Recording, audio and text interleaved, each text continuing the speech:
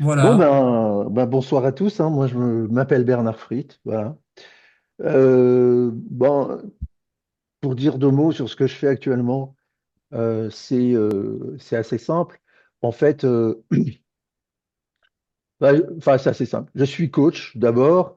Je dis coach parce que ce que je fais, c'est du coaching, hein. C'est-à-dire que vraiment maintenant, sur les addictions, j'appelle ça du coaching parce qu'en fait, j'accompagne les gens à en finir avec leurs addictions. Ensuite, je fais de la formation aussi, je suis formateur, hein. Donc j'ai formé depuis 30 ans, j'ai formé des dizaines, des centaines, peut-être des milliers de personnes. Et j'ai eu, grosso modo, sur les addictions, j'ai dû accompagner 600 à 700 personnes dans les 30 dernières années. C'est un peu voilà, pour préciser un peu les choses. Après, moi, mon histoire, c'est bien de la connaître aussi parce que je dirais dans les addictions, on fait jamais ça par hasard, même si moi j'ai cru un instant que j'étais tombé là-dedans par hasard. En fait, pas du tout. On va voir pourquoi. Euh, donc, moi, je suis né dans une famille où il y avait je m'en suis rendu compte beaucoup, bien plus tard, il y avait un énorme secret de famille, c'est qu'il y avait un oncle qui était un joueur et un buveur aussi, mais surtout joueur, et qui a perdu énormément d'argent au jeu.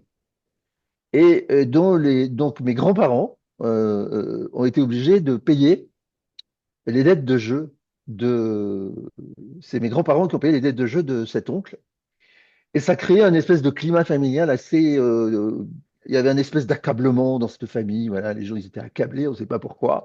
Puis, moi, je les sentais tous accablés. J'étais accablé aussi quand j'étais gosse. Et puis c'est après que j'ai compris que l'accablement, il venait de ça.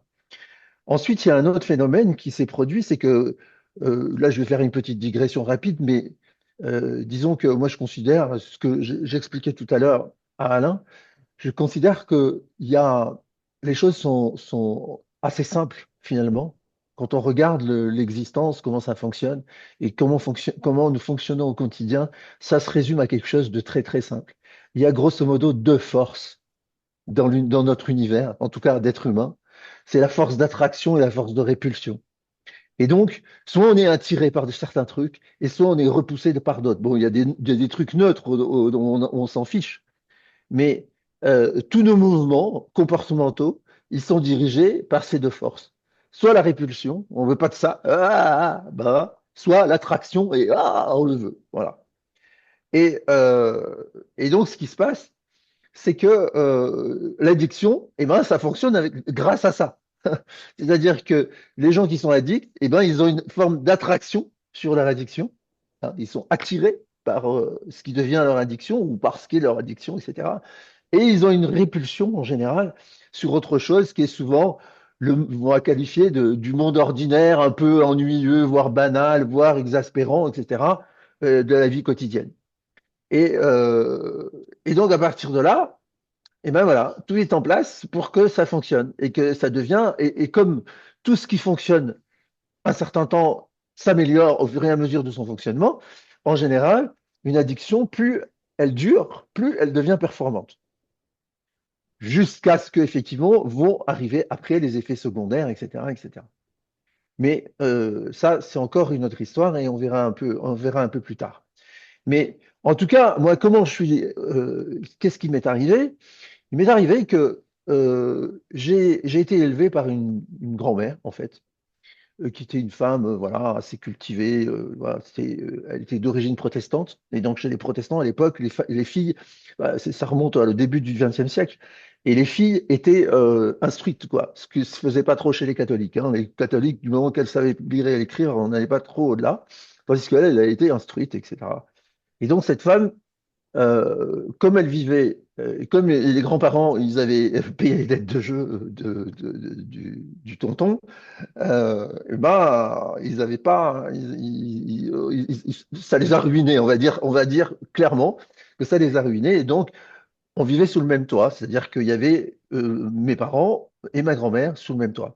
Et ma grand-mère, c'est elle qui s'est occupée de moi pendant des années et qui me faisait faire mes devoirs, enfin, etc. J'ai appris à lire et à écrire avec elle, enfin bref, bon, voilà. Et cette femme est décédée quand j'avais 12 ans. Et quand je venais d'avoir 12 ans, d'ailleurs, je crois bien, un truc comme ça, ouais. Au moment de mes 12 ans, cette femme est décédée.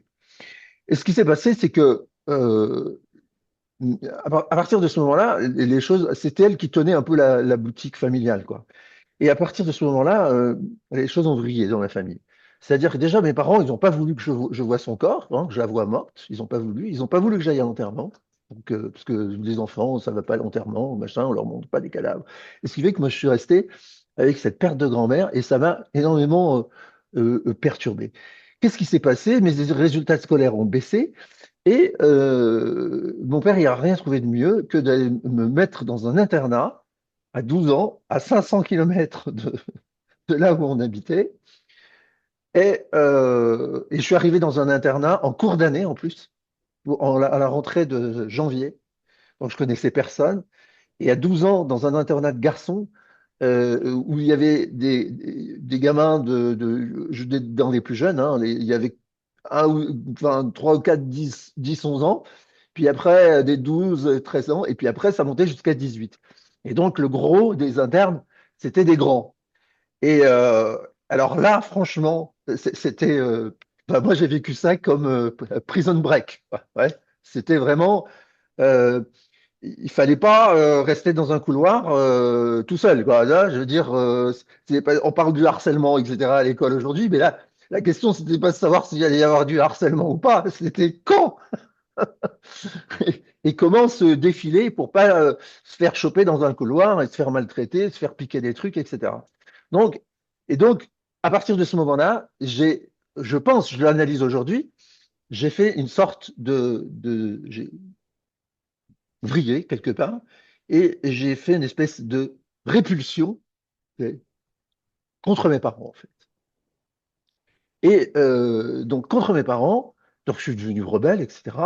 Mais aussi répulsion contre la vie qu'on menait, etc. Donc, ça n'a pas loupé. Sitôt que je suis arrivé à 15-16 ans, bon, c'est dans les années 60, fin des années 60, je suis arrivé à 15-16 ans, je veux dire, même 15 ans, pouf, je suis passé au cannabis sans problème. Et bah, très vite, je me suis retrouvé. Alors, j'avais un peu d'acquis, donc j'ai pu continuer faire des études. Enfin, j'ai été au bac, j'ai eu mon bac, j'ai fait une fac de maths physique. Puis, arrivé à 19 ans, voilà, je veux dire, qu'est-ce qui s'est passé? Eh ben, c'est que là, je consommais du cannabis, je consommais du LSD, je consommais des amphètes, je consommais tout un tas de trucs. J'étais tellement bon consommateur que j'étais goûteur pour les autres, quoi. Les autres, ils avaient un nouveau produit. Je dis, attends, je vais goûter. Je goûtais le produit. Je dis, ouais, ça c'est pas mal. Pour un tel, c'est bien. Lui, on va se méfier, etc. Donc, je me suis retrouvé dans cette situation-là. J'avais une moto que je m'étais payé avec mes jobs d'été. J'ai vendu ma moto et je suis parti. Youhou! Et j'ai dit, au moins, ça va faire chier mes parents, c'est que je me casse. C'est-à-dire que j'avais vraiment une idée de vengeance familiale. Et je suis parti en Asie et donc travers la route, voilà, après passer jusqu'en Turquie, la Turquie, l'Iran, l'Afghanistan, le Pakistan, l'Inde, le Sri Lanka, etc. Et donc j'ai fait voilà le parcours par la route, comme ça se faisait à l'époque, hein. C'était un peu sport. Dis Et donc, bah, il y a des cultures intéressantes là tout le long de ce parcours. ouais, ouais, ouais. Il y a surtout des produits intéressants. C'est ça, ouais. Il y a des produits intéressants, ouais. Et donc jusqu'au jour ou, ouais, je vais vous montrer, j'ai deux, trois slides, ouais, ouais, on va aller peut-être, je vais faire peut-être le partage d'écran. On va faire avec les slides, ça sera plus simple, comme ça vous allez comprendre. Euh, voilà, voilà, donc il y avait un oncle joueur, etc. Bon, et je me suis retrouvé effectivement au milieu des drogues et des drogues dures et compagnie. Et jusqu'en Afghanistan, où là, je carburais à toutes sortes de produits, hein, essentiellement, à ce moment-là, peut-être même, c'était va être essentiellement le shit, hein, le shit afghan, hein, qui est une réputation qui est, voilà, hein, qui a une bonne, très bonne réputation et qui est très, très, très, très fort.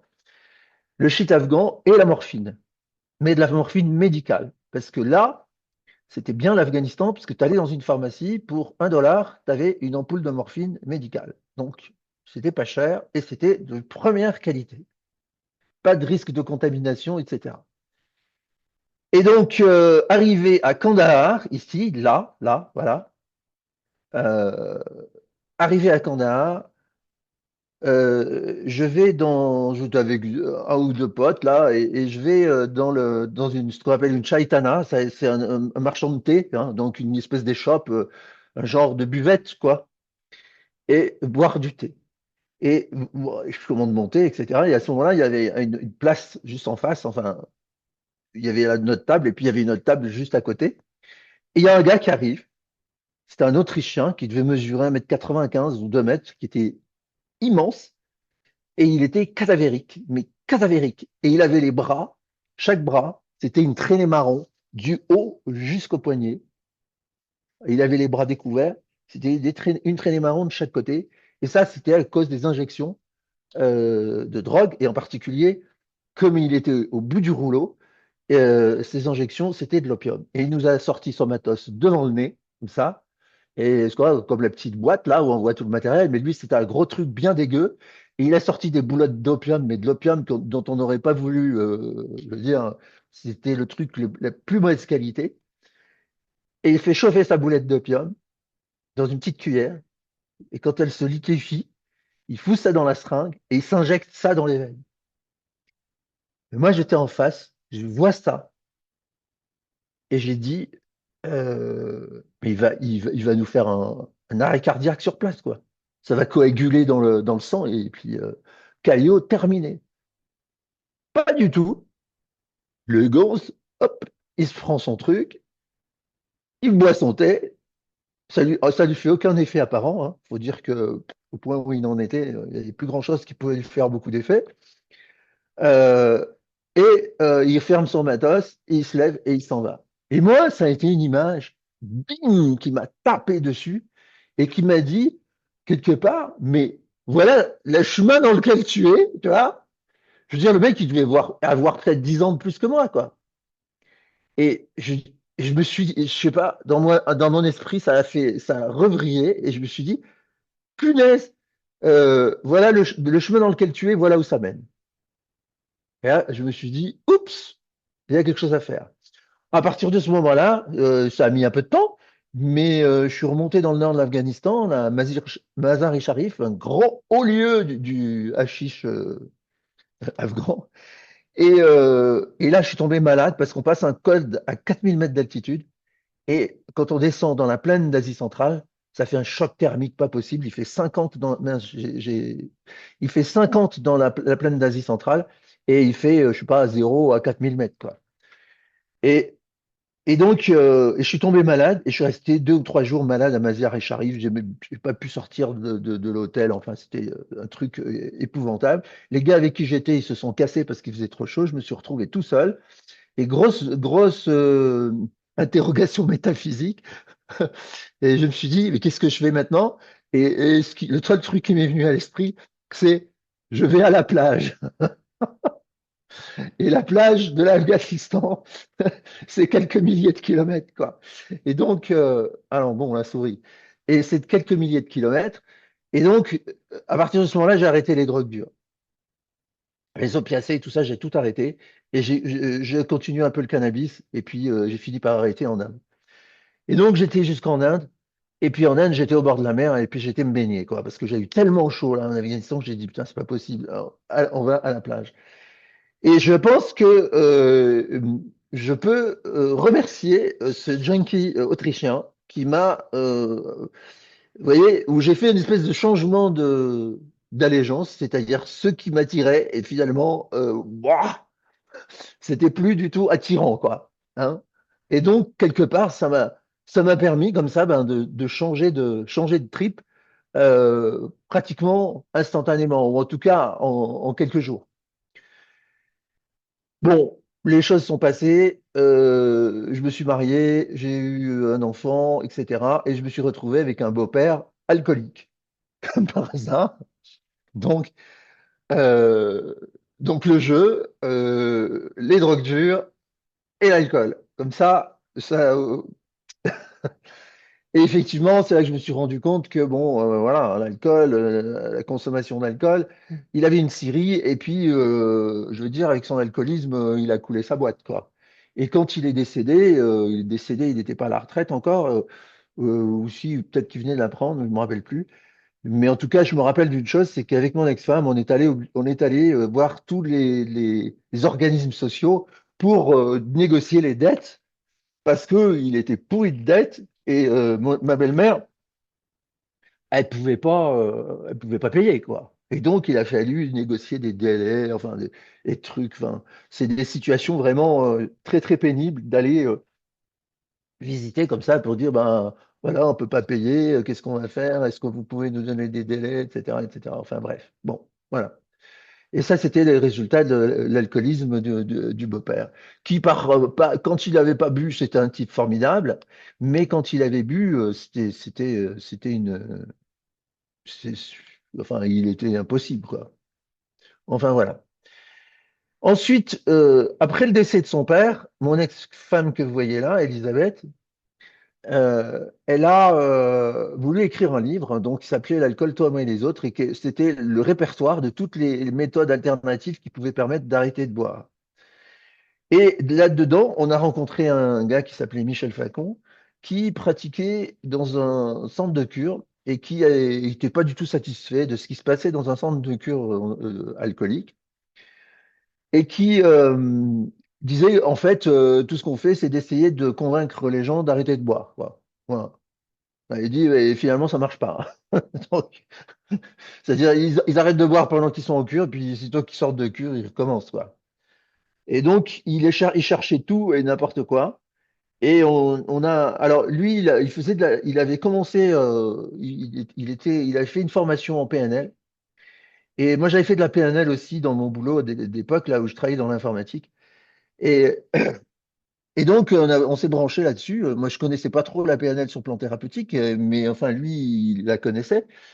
Et avec tous les trois, comme ça, on a commencé à faire du brainstorming, à se dire, mais qu'est-ce qu'on pourrait faire, etc., etc. Et cetera. Et alors, ça tombait bien parce qu'on avait trois caractères très différents. Lui, c'était un expérimentateur fou, il était prêt à tout expérimenter, il s'en foutait, hein. Je veux dire, puis les considérations éthiques et tout, à l'époque, c'était pas pareil, hein, quand même. Ça, c'était début des années 90. Il devait être en 80, 89, 90, 91. Et donc, et Elisabeth, c'était une littéraire. Donc lui, il était infoutu d'écrire trois lignes qui tenaient debout. Et elle retraduisait tout ce qu'on pouvait dire, toutes nos divagations, on va dire. Elle les retranscrivait par écrit en faisant quelque chose de compréhensible. Et moi, là-dedans, j'étais le gars qui arrivait avec un sens de la structure. Voilà, l'informatique, ça m'avait structuré l'esprit.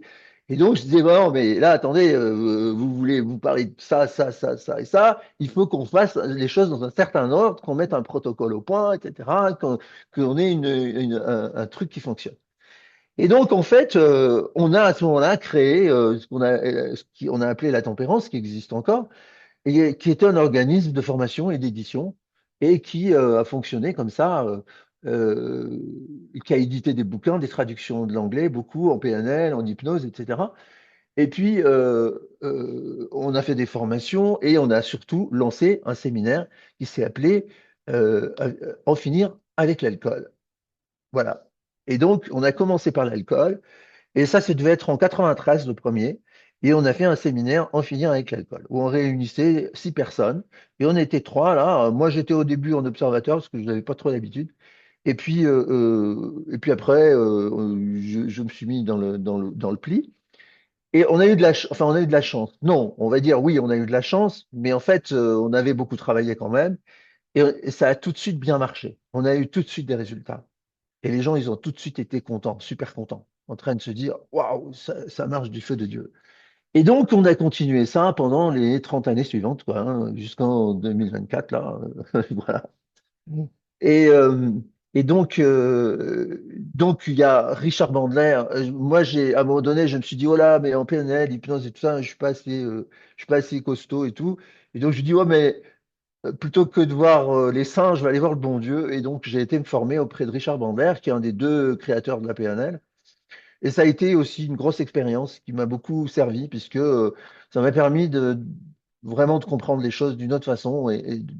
Enfin, la PNL vue par Bandler, ça n'a rien à voir avec ce qu'on fait habituellement. C'est de l'hypnose, en fait, hein. C'est hypnose et PNL, c'est tout mélangé.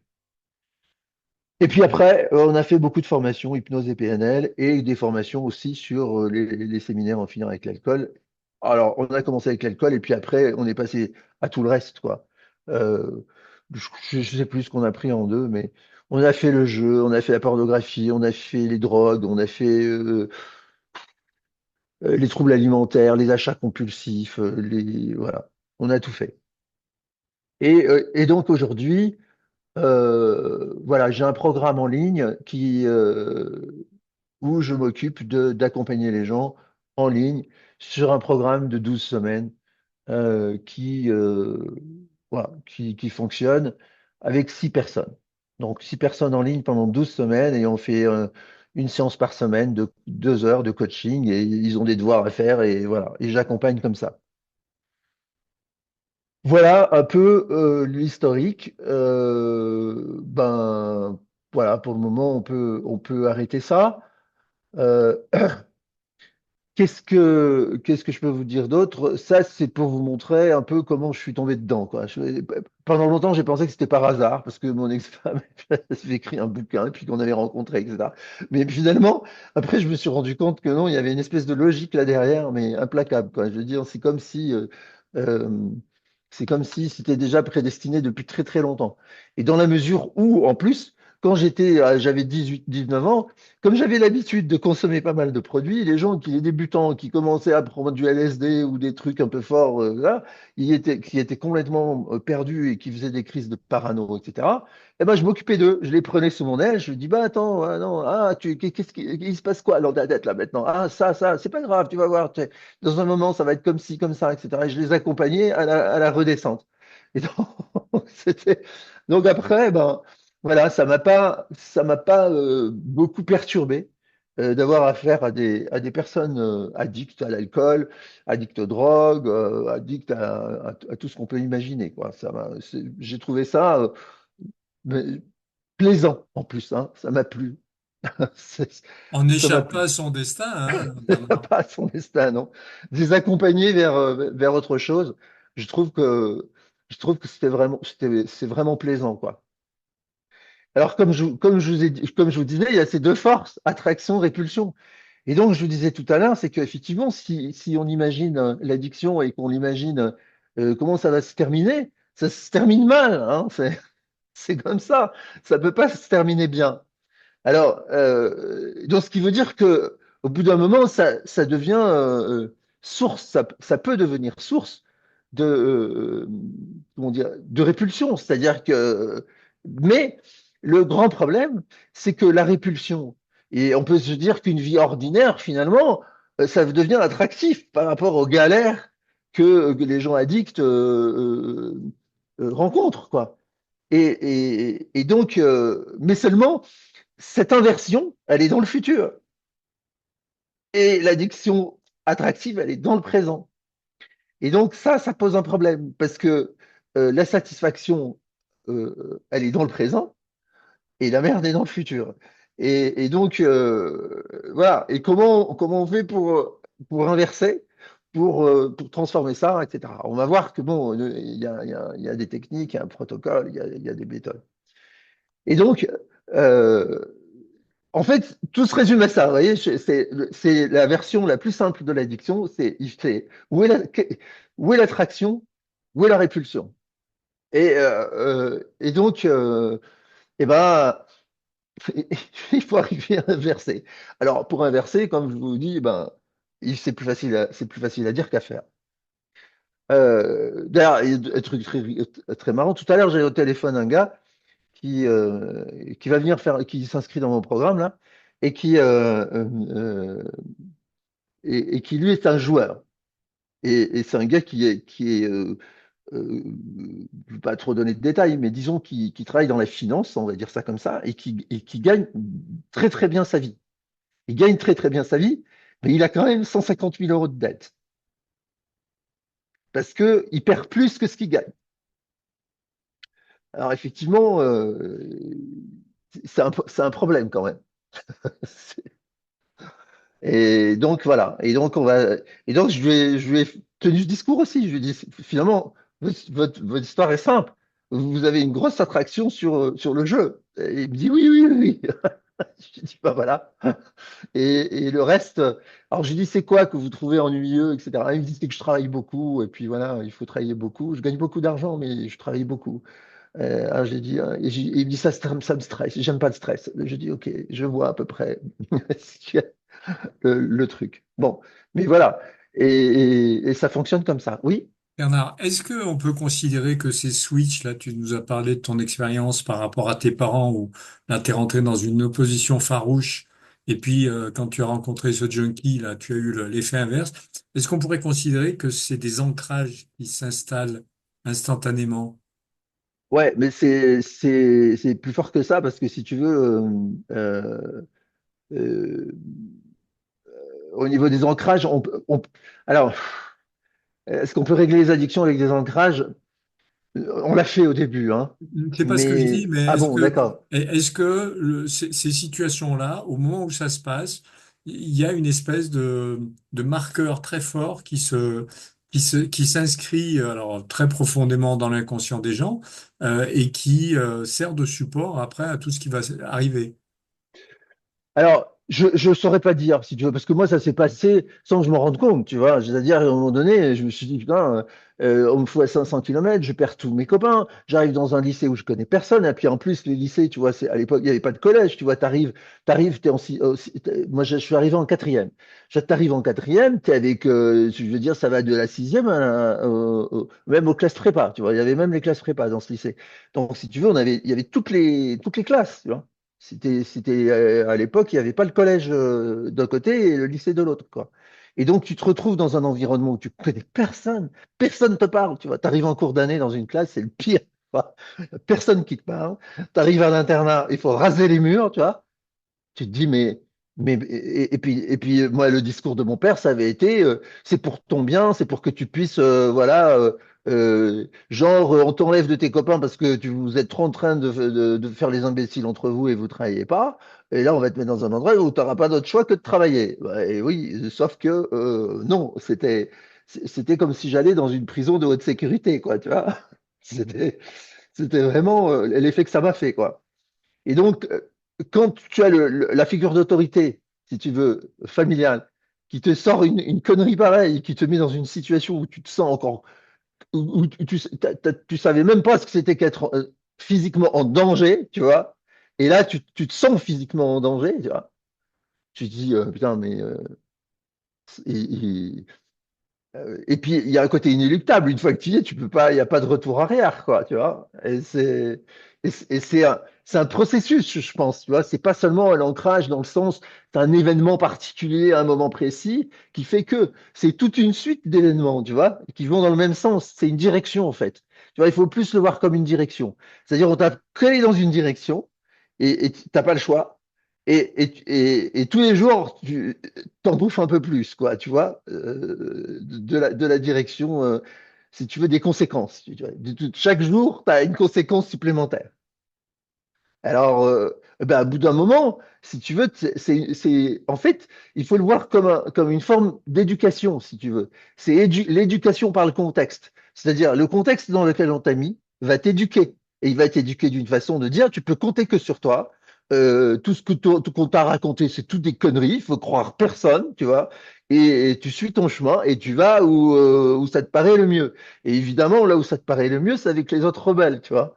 Et je veux dire, les autres rebelles, c'est ceux qui fument de l'herbe, c'est ceux qui font, voilà, tu vois, je veux dire, c'est c'est- c'est, euh, c'est un parcours, si tu veux, c'est vraiment une direction, tu vois. Il faut vraiment le voir comme ça, hein. C'est une Et alors, direction dans laquelle tu es. quand on est tombé là sur ce chemin de travers, Ouais. quel moyen on a d'en sortir? Parce qu'on voit des gens qui font des cures Ah bah, ça sert à rien, alcoolisme, hein. ça marche pas, hein. Ils en Ça font sert une, à deux, rien, trois, non. quatre, cinq, et ils retombent à chaque fois. Quelles sont les possibilités d'en sortir vraiment? Alors, les possibilités d'en sortir vraiment, c'est qu'il faut, il faut savoir quoi faire, quoi. Si tu veux. Donc, si tu veux, en plus, c'est pas si compliqué que ça, tu vois. Enfin, c'est pas si compliqué. Ça demande quand même de l'implication, du travail, du savoir-faire. Mais ce que je veux dire par là, c'est que c'est moins compliqué que de construire un pont, quoi, tu vois. Enfin, je veux dire, c'est pas si compliqué que ça. Mais, si tu veux, alors, je vais expliquer un peu la méthode, tu vois. Je vais vous la présenter, hein, bon, dans les grandes lignes, on va pas rentrer dans le détail, parce que, bon, il faudrait ici une semaine de formation. Mais, je veux dire, je vais vous présenter les grandes étapes, et vous allez voir que, dans le principe, c'est assez simple, quoi. C'est c'est pas si compliqué, quoi. Hein. Mais il y a des choses à faire, bien sûr. Mais c'est vraiment un changement de direction. Alors, si tu veux, il faut que les gens ils soient prêts à changer de direction et ils soient prêts enfin, il faut que, si tu veux, en fait, on peut pas quitter une addiction si si on commence pas à sentir le roussi, quoi. Tu vois. Il n'y a pas la force de répulsion est pas assez forte. Il faut que la force de répulsion soit suffisamment forte. Alors, il y a deux moyens de la faire forte. C'est que soit la personne elle est dans une situation où elle commence à se dire putain si je continue dans cette direction-là, ça va vraiment être chaud, quoi. Soit si elle est oui bah je veux bien essayer. On peut lui construire les images qui vont faire que ça va la forcer à réagir. Hein. Ça c'est la méthode Bandler. Hein. Bandler il faisait ça hein. Avec les gens, il leur foutait la merde vraiment. C'est On peut plus trop faire ça. À l'époque, on faisait, mais on demandait aux gens, on leur disait, bon, alors, là où t'en es là dans ton addiction, bon, dans 6 mois, t'en seras où? Ok. Et tu continues, et tu vas augmenter tes consommations et tes trucs, etc. Ouais, oui, oui. Je lui dis, bon, ouais. Écoute, tu peux le voir, là, le gars qui augmente les consommations, etc. Ouais, oui, oui, oui, je le vois, ouais. Et comment il est, et je lui dis, et comment ça, et on va encore plus loin, et encore plus loin, et comment ça se termine, quoi? Ah ben, il est dans la rue, il n'a plus personne, ouais, ouais, et encore, il continue, oui, oui, il continue, et comment ça se termine? Et il meurt comment? Ah ben, il vomit son sang dans le caniveau. Chouette, tu veux pas? Eh ben, imagine que t'es ce gars-là maintenant. Et le mec, je l'ai fait s'associer au gars qui est en train de vomir son sang dans le caniveau. Et là, c'était, oh. Et je lui ai dit, c'est ça que tu veux? Il dit, non, ok, c'est bon, bien, c'est bon, c'est bien. T'as compris. Maintenant, on va voir l'autre possibilité. Mais aujourd'hui, euh, c'est plus faisable, ça. Hein, c'est trop violent. C'est plus faisable. On peut plus faire ça. La société n'est plus, ne va pas accepter ça. Enfin, mais les gens, de toute façon, ni vous, ni moi, n'allons accepter ça. Ben, excuse-moi, moi je le fais encore, notamment sur le tabac, où je l'ai fait vivre à 1 an où il continue, à 5 ans, à 10 ans, où je l'ai fait conscientiser tout ce qui se passe, les modifications, les problèmes de santé, et franchement, c'est quelque chose qui fonctionne encore très bien. Ah Alors, bah oui, oui, ça fonctionne, oui. voilà, franchement, c'est quelque chose qui fonctionne bien. Là où je suis un peu pas d'accord, c'est pourquoi on peut plus le faire si ça fonctionne. C'est un côté éthique qui pose Ouais, c'est un côté problème. éthique. C'est un côté éthique. Si tu veux, c'est parce que des fois, enfin, bon, même avec le tabac, hein, les gens ils peuvent se retrouver dans un état assez désagréable. Ouais, tout à fait. Euh, C'est le but, hein? et c'est le but, ouais. Ouais, mais si tu veux, c'est risqué quand même, hein. C'est quand même risqué. Sur un plan moral, c'est risqué. Tu risques des emmerdements, quoi. Enfin, Si sincèrement, quelqu'un enfin, j'ai jamais eu d'emmerde par Non, rapport à non, ça. mais bah, ok, hein, je dis pas. Mais si tu veux, moi, c'est pas un truc, c'est plus un truc que j'enseigne, tu vois ça. Ok, ok, moi j'ai aucun souci. La question c'est pourquoi on peut plus le faire aujourd'hui? Parce que franchement, je le fais encore et c'est. Oui, mais c'est pas, je veux dire, oui, bah, très bien, mais je veux dire, c'est pas un jugement de ma part, hein, c'est simplement un constat. C'est un constat que ça passe mal, quoi, tu vois. Ok. Faut dire que moi, je le fais en groupe, quoi, tu vois. Ah oui, oui, oui. Pour tout un tas de raisons. Moi, je le fais en groupe. Je travaille essentiellement en groupe. J'aime pas trop en individuel. C'est moins efficace. Mais en groupe, c'est compliqué, quoi. T'as des gens, ils pètent un câble à côté quand tu fais ça, tu vois. Ouais, oui, je peux comprendre. Ok. Bah, Tu curieux de vois? voir la suite alors. Et voir ce que tu Hein? proposes. Curieux de voir la suite et de voir ce que tu proposes alors. Oui, c'est très utilisé hein, pour l'arrêt tabac, notamment de créer du dégoût, de Ouais, mettre mais ces choses-là. Mais on est dans le temps, j'ai l'impression que c'est pas une chose qui tient. non, Parce enfin, que on le sup- dégoût, pas le dégoût, pas le dégoût, mais ce qui fait, oui, c'est-à-dire les conséquences, parce que le dégoût du tabac, c'est pas, c'est différent, hein. Le dégoût, ok, c'est différent des conséquences, tu vois? Parce que les conséquences sont dégoûtantes, si tu veux, ça te donne pas envie d'y aller. Mais je veux dire, c'est pas un dégoût au niveau, tu vois, de la consommation, etc. C'est très différent. et Les cures alors, de dégoût, ça existe. Les cures de dégoût, ça a existé pour l'alcool, ça n'a jamais marché, hein. ouais, j'ai l'impression que c'est cette façon-là dont on parle, là, de mettre du dégoût, de mettre d'autres choses, on vient superposer, on vient poser sur le problème un empilement de choses sans jamais résoudre le problème. Et donc, bah, petit à petit, ça s'en va, tout ça, et le problème, il est toujours là. Moi, Oui, alors, j'ai eu plein de fois des personnes qui m'expliquaient, ah bah tiens, j'ai ma séance d'hypnose qui est posée là. Et puis, quand on résolvait le problème dessous, tout foutait le camp. c'est ça. En Mais fait, si tu veux, là, c'est pas vraiment du dégoût dans l'histoire. C'est-à-dire, c'est l'histoire de créer une réaction, tu vois. C'est de, c'est de mettre la personne dans l'état d'esprit, de changer de direction, tu vois. C'est le changement de direction. Tu C'est crées un pas choc, en l'histoire fait. du, hein? Tu crées un choc.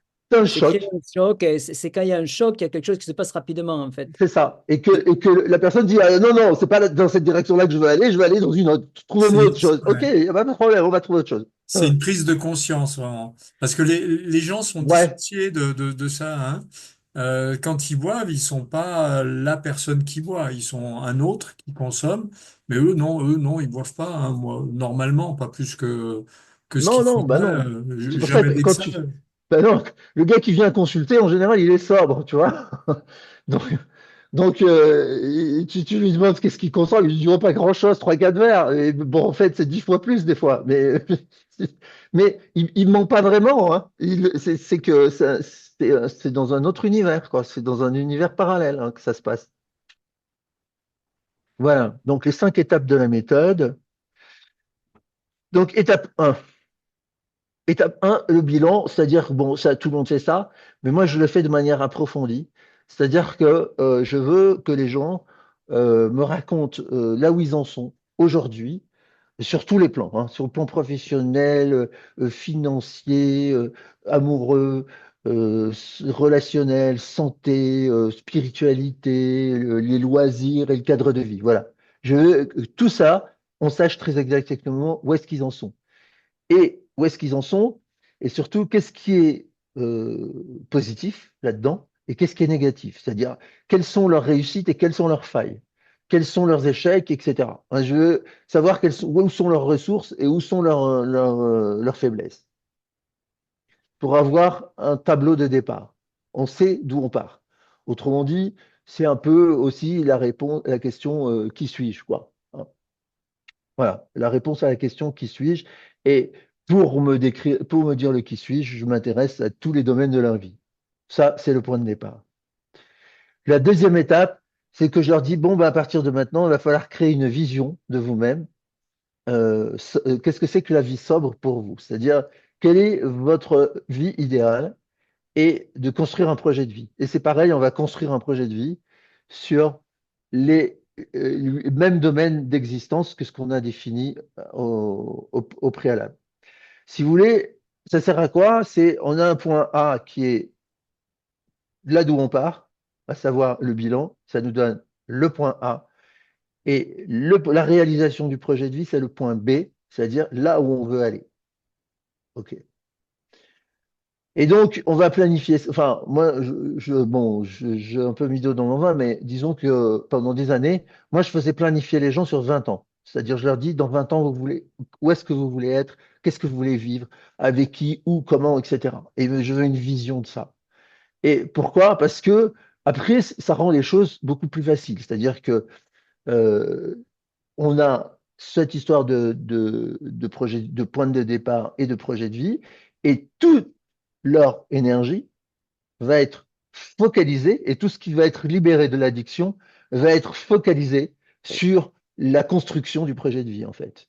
C'est construire leur vie, pas à pas, leur vie future, pas à pas, en utilisant toute l'addiction, l'énergie qui va être libérée, l'énergie, le temps, etc., qui va être libérée par l'absence d'addiction.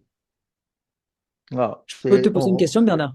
ouais, Je fais ça, je travaille un peu dans le même sens avec un goal précis, mais moi je ne les mets pas sur du 20 ans, je les mets sur quelque chose de beaucoup plus proche oui. pour intensifier justement cet effort. C'est quoi l'idée de mettre ça sur du 20 ans pour toi?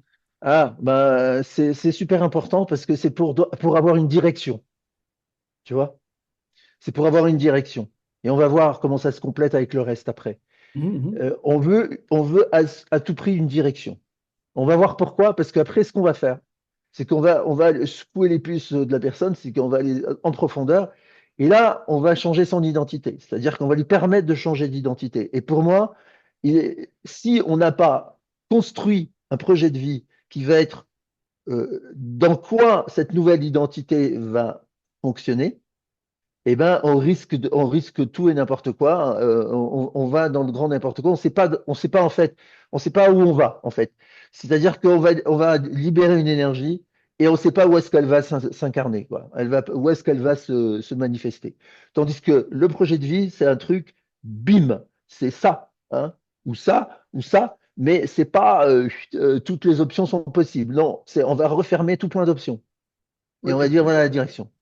t'es vraiment dans la pyramide de Dilts, alors, où tu arrives sur l'identité et le projet de vie au final, quoi. Ah ben Il faut oui, moi travailler sur l'environnement, les valeurs, les croyances, etc., quoi. ouais, mais moi j'attaque directement là-dessus, hein. Je veux dire, c'est là-dessus, l'addiction, c'est là-dessus que ça se passe, hein. Vouloir le traiter à un autre niveau, c'est une perte de temps, hein. Ok. Parce que si tu veux, c'est de ça dont il s'agit. C'est quelle est la personne à un moment donné, quand elle décide de venir en thérapie ou de venir suivre un programme, elle est dans l'état d'esprit de se dire, bon ben, je veux plus de cette vie-là, je veux une autre vie, quoi. Tu vois? Mais elle sait pas quoi. Elle dit, je veux plus de ça. Ok, mais quoi? Je sais pas. Ouais. C'est comme, ouais, ça me fait rigoler parce que à chaque fois que j'aborde ce sujet, je pense à la scène je sais pas si vous l'avez vu ce film, enfin bon, il est un peu ancien maintenant, mais il est très drôle. C'est La vérité si je mens. À un moment donné, il y en a un qui demande, ah, mais qu'est-ce que tu veux faire dans ta vie? Je veux être champion. Non, il dit champion du monde. Il lui dit, mais champion de quoi? Mais du monde! D'accord? Mais le mec, il sait pas champion de quoi. Il va être champion du monde, mais il sait pas si c'est de la natation, de machin, de trucs et ça. Mais c'est champion du monde. Donc, voilà. Et donc là, c'est ça. Les gens, ils savent pas. Ils veulent autre chose, mieux, etc. Mais ils savent pas quoi. Et donc là, on va leur demander, ça va être quoi? Et surtout, quand on sait ce que ça va être, on sait aussi que tout le reste n'est pas intéressant, quoi. C'est-à-dire, on est focalisé sur le chemin. On n'est pas focalisé de ah tiens, il y a une opportunité là-bas. Ah tiens, il y a un truc là-bas. Tu vois. C'est là-bas et pas à droite ou à gauche ou en haut ou en bas, quoi. On va dans cette direction. OK? On va voir après la suite. Là, je vous le donne dans l'ordre chronologique dans lequel on fait le boulot. Le conflit intérieur. C'est-à-dire que bien évidemment, quand vous avez quelqu'un qui vient consulter et qui a une addiction, vous avez déjà deux tendances antagonistes chez la personne. Vous avez l'addict et vous avez, je sais pas comment on l'appelle, nous on l'appelle le sobre, mais enfin ça veut rien dire. Mais et la personne qui vient consulter, qui elle a envie de changer. Et l'addict, il n'a pas envie de changer, lui, il en a rien à foutre, quoi. Et donc il y a un conflit intérieur, obligatoirement entre les deux. On pourrait dire, nous, on disait à l'époque, on disait il y a une partie sobre, une partie alcoolique, quand on parlait des alcooliques, etc. Moi, maintenant, j'emploie le mot personnage. Il y a le personnage addict et il y a le personnage sobre. Et surtout, c'est que moi, ce que je fais, c'est que je les force à mettre en scène les personnages, à les mettre en scène à l'extérieur, c'est-à-dire de faire en sorte que eux, ils soient les témoins de ces personnages. Autrement dit, le message subliminal que je leur passe, c'est vous n'êtes ni le sobre, ni l'alcoolique, vous voyez, ou ni l'addict, ni le sobre, ni l'addict, ni le sobre, ni le joueur, ni le bon mari, ni le joueur, ni le, enfin, ouais, vous êtes ni l'un ni l'autre. Vous êtes quelqu'un d'autre. Et déjà, c'est de créer déjà cet espace. Vous êtes témoin de leur comportement. C'est capable de faire cette dissociation. Vous êtes témoin de leur comportement. Et ce qui veut dire qu'ils sont quelqu'un d'autre. Et ils ne savent pas encore qui. On va voir après. Donc, la troisième étape, je le détaille plus loin, je pense, le conflit intérieur, il me semble. Ouais, je dois le détailler plus loin. Mais donc, il faut travailler ça, quoi. C'est impératif. On va travailler ça, et on va mettre en scène ce conflit intérieur et on va le réduire. On va le réduire et on va les forcer à communiquer, hein, les personnages. Mais toujours extérieurement, sans que ce soit la personne qui le vive à l'intérieur d'elle-même. Ça va être complètement dissocié et la personne, elle est le témoin et éventuellement le médiateur de ces personnages. Et ça, c'est tout l'essentiel du travail, il est là, hein. Le plus long travail, il est là. Grosso modo, dans ce style de thérapie, euh, deux tiers, deux tiers du travail, c'est ça. Un tiers, c'est tout le reste. Mais deux tiers, c'est ça. C'est ce travail de dissociation. Alors, on pourrait parler, voilà, moi je les appelle les personnages, on pourrait dire que c'est les états du moi, que c'est ceci, c'est cela, enfin, ben, peu importe. Bon, moi j'ai quelques références par rapport à ça, historiques, mais je veux dire, voilà, je travaille dans cet état d'esprit, ce sont des personnages. C'est ce qu'utilise, je ne sais pas si tout le monde le connaît, mais c'est la dénomination qu'utilise Pierre Janet. Alors, Pierre Janet, qui est le hypnotiseur français de la fin du 19e. Et donc, j'ai repris sa dénomination, quoi. Ce sont les Voilà. positions de perception, en fait, si tu veux, en Ouais, PNL. ça va au-delà des positions de perception. Tu peux le gérer comme les positions de perception par moment, mais ça va bien au-delà, hein. Ok, C'est pas que ça. C'est encore, c'est encore plus que ça. ok. C'est-à-dire que les positions de perception, quand on enseigne ça en PNL ou en truc, si tu veux, ça reste un truc un peu, tu vois, euh, c'est pas théorique, mais disons, voilà, c'est pas le mot, c'est pas le théorique, mais euh, on en voit, enfin, enfin, en tout cas, moi, je l'ai jamais vu enseigner en profondeur, quoi. Tu vois? Mm. Coniré Andreas, un peu, elle s'en sert dans son truc de transformation essentielle, puis après son truc, le nouveau truc qu'elle a, là, le Wall Nest, elle utilise les positions de perception, mais ça reste quand même assez. Là, on va plus loin, hein. On va dans l'identité, hein. C'est pas que la perception, c'est dans l'identité. C'est des identités différentes. Veuillez m'excuser, je dois partir travailler.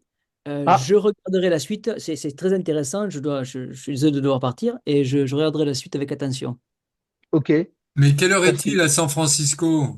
Il est midi et demi. J'avais une heure, donc je m'y suis jeté dessus, mais là, il faut que j'aille travailler. J'ai un client. Tu as de la chance de commencer si tard. Non, non, c'était un trou entre, donc c'est bien, c'était bien. Merci, merci Ah, euh, Bernard, et merci à tous. Et puis je regarderai donc ça avec attention. D'accord, super. À bientôt, j'espère. Au À revoir. bientôt. Et donc, on finit par réunifier ces personnages. OK? C'est-à-dire, on va créer une nouvelle identité. Non pas avec mais on va créer une nouvelle identité avec les qualités des personnages. Parce que, mine de rien, ça a l'air comme ça.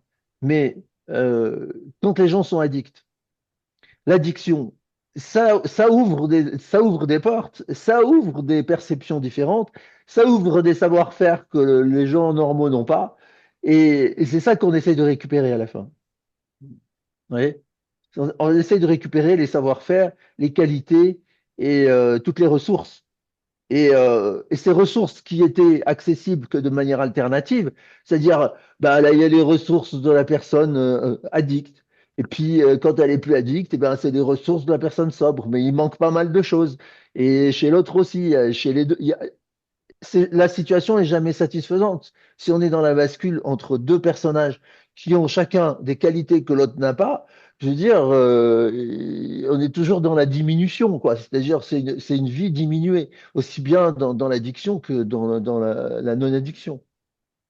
Et donc là, on ouvre, vous voyez, sur quoi le changement d'identité, comment il se fait? C'est-à-dire, on crée de toutes pièces une nouvelle identité qui est la somme des qualités des deux. Et là, on change de niveau, quoi. Et ça, quand les gens ils font cette bascule-là, parce que cette bascule, elle est visible, hein, et alors là, je vais vous dire, moi, j'adore ça, hein, je veux dire, quand je vois chez les gens, là, le moment de la réunification où oh, ils se rendent compte de ce que tout a changé en eux, quoi, qu'ils sont plus la même personne, en fait. Là, et c'est pour ça qu'on fait le projet de vie avant et pendant, parce qu'ils sont plus la même personne et ils vont être contenus par leur projet de vie, quoi, Mm. pour pas que ça parte dans n'importe quel sens. Et on termine par le système de valeurs. C'est-à-dire qu'au final, on les aide à construire un nouveau système de valeurs qui est aussi conditionné par le projet de vie.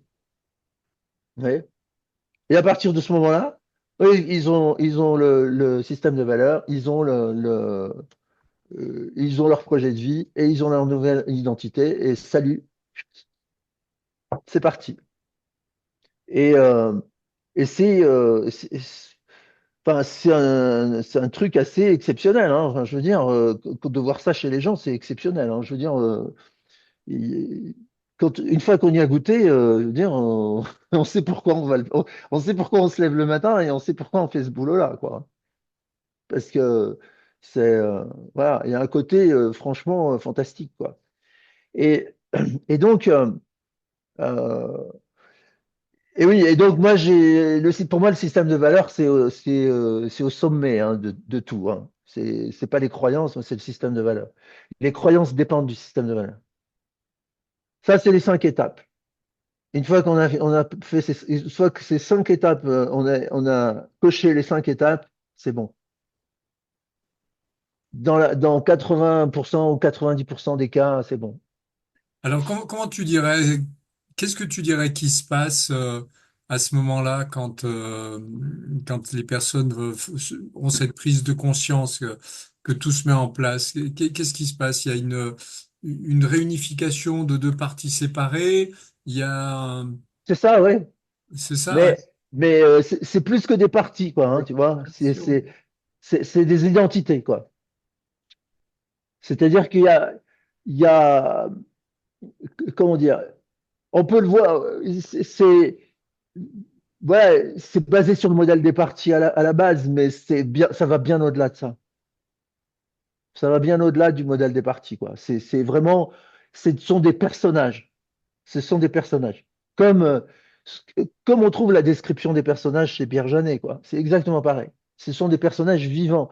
En fait, ce qu'il faut comprendre, c'est qu'on ne fait pas la thérapie de la personne, on fait la thérapie des personnages.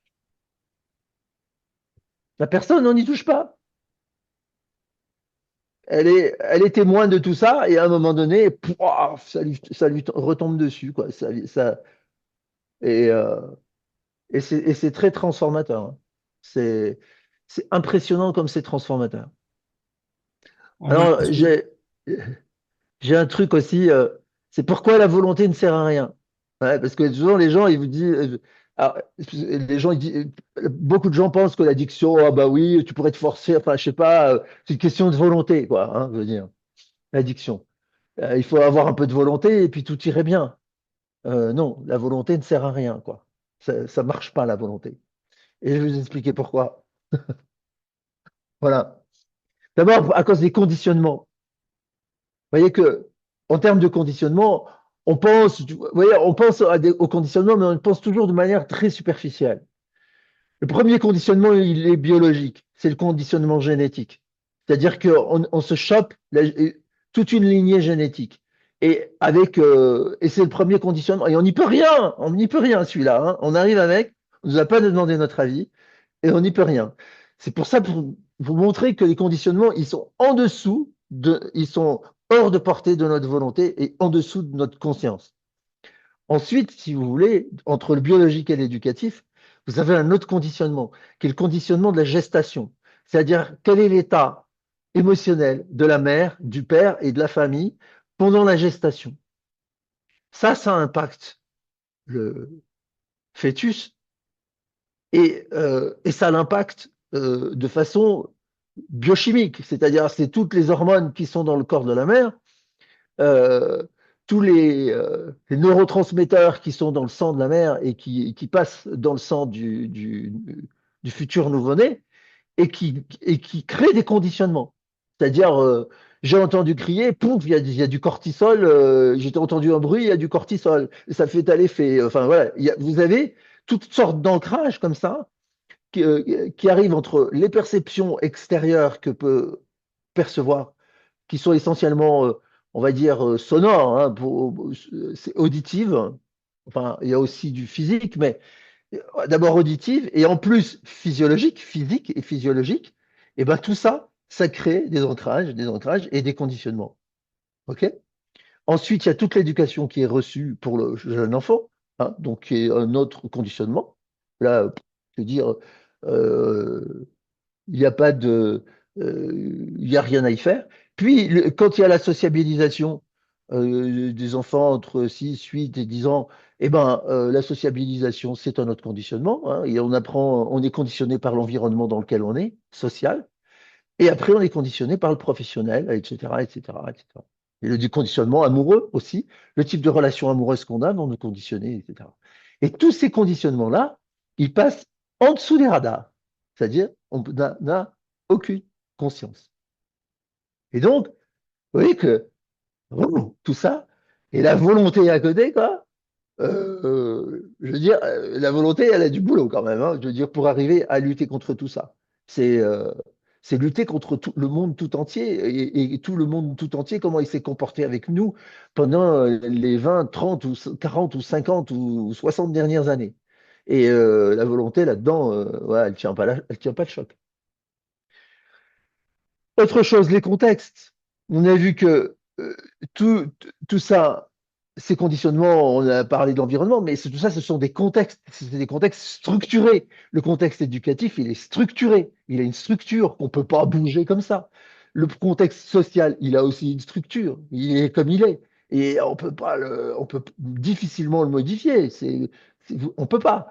Le professionnel, vous arrivez dans une boîte, vous arrivez dans un job, on vous dit, ben voilà, tu fais ton boulot comme ça, s'il y a ça, tu appelles un tel, si, voilà, et je veux dire, et, et vous pouvez très peu le modifier, quoi. Affectif, c'est pareil.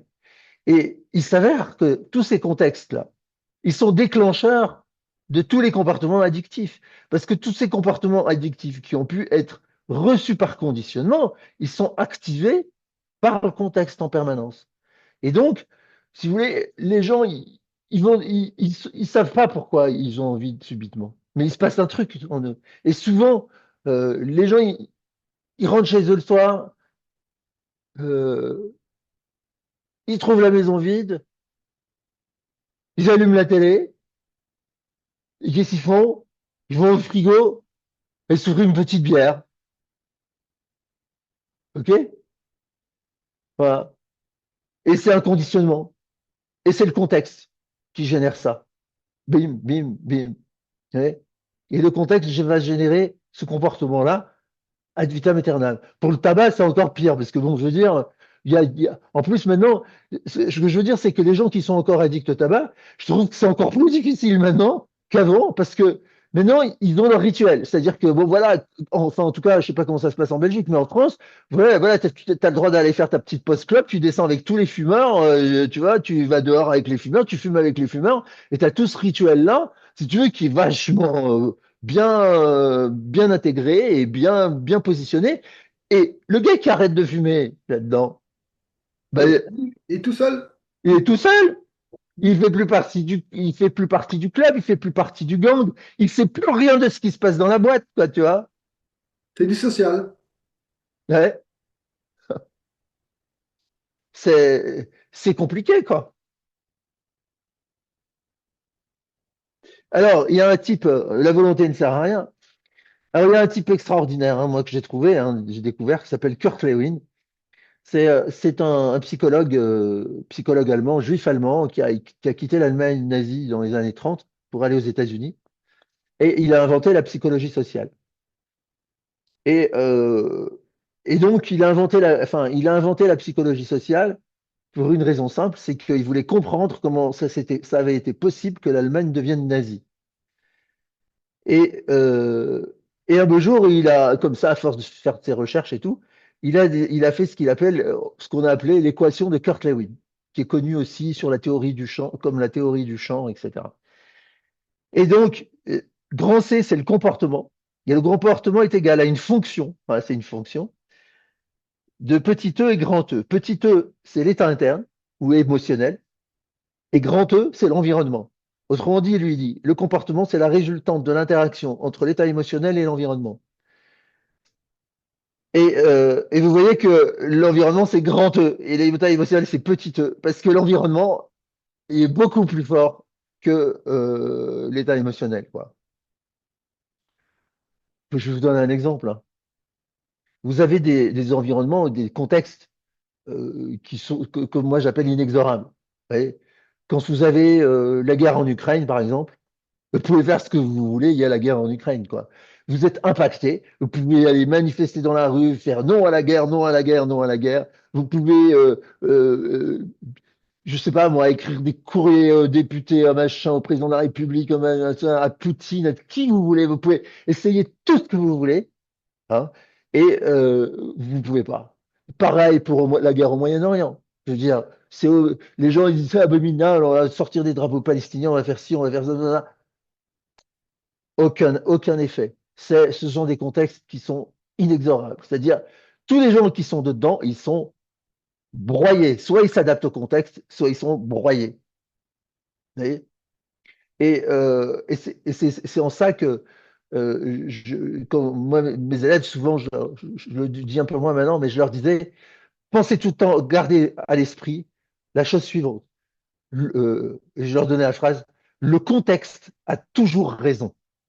Toujours. Le contexte a toujours raison. Le sens de la situation, c'est pas vous qui le donnez, c'est le contexte qui le donne. C'est pas vous. Vous, et le contexte va toujours s'imposer à vous, quoi que vous fassiez. Voilà, la volonté qui ne sert à rien. Et on va voir encore un dernier truc qui est sur la force du contexte, c'est la guerre du Vietnam.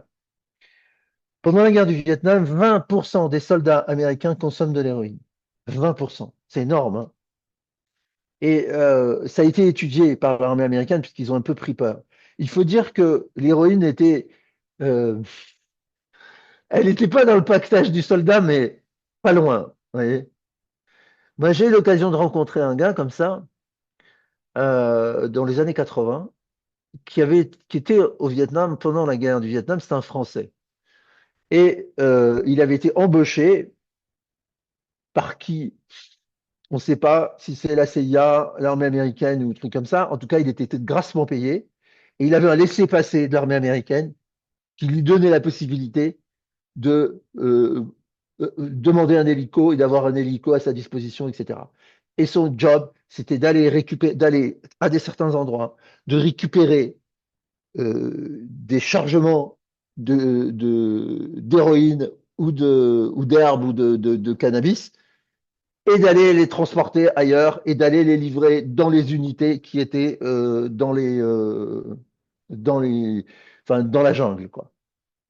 Et donc, il m'a expliqué un peu le système, et donc j'en revenais pas hein, quand il m'a expliqué ça, mais vu les explications qu'il a données, bah, c'était peut-être un mythomane, mais je crois pas, parce que ça recouvre assez bien la réalité.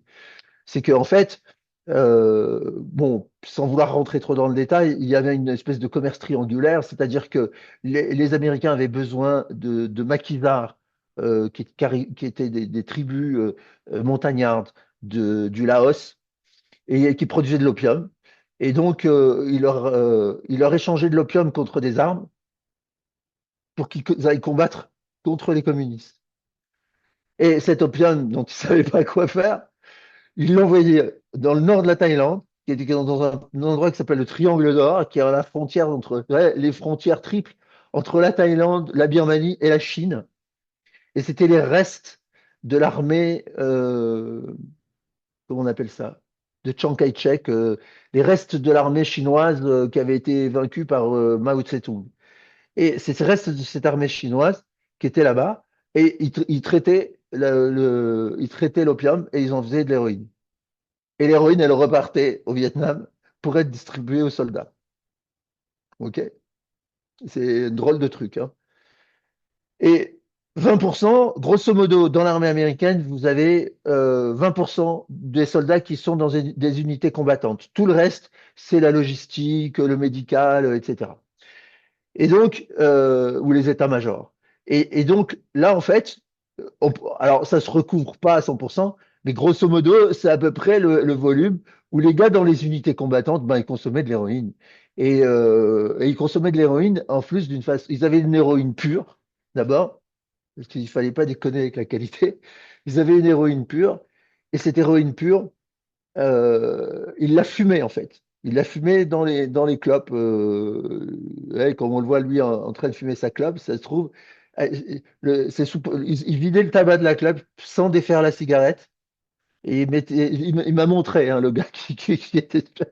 Il mettait le tabac, machin, et il saupoudrait de poudre, voilà, et il remettait dans la cigarette et il la fumait.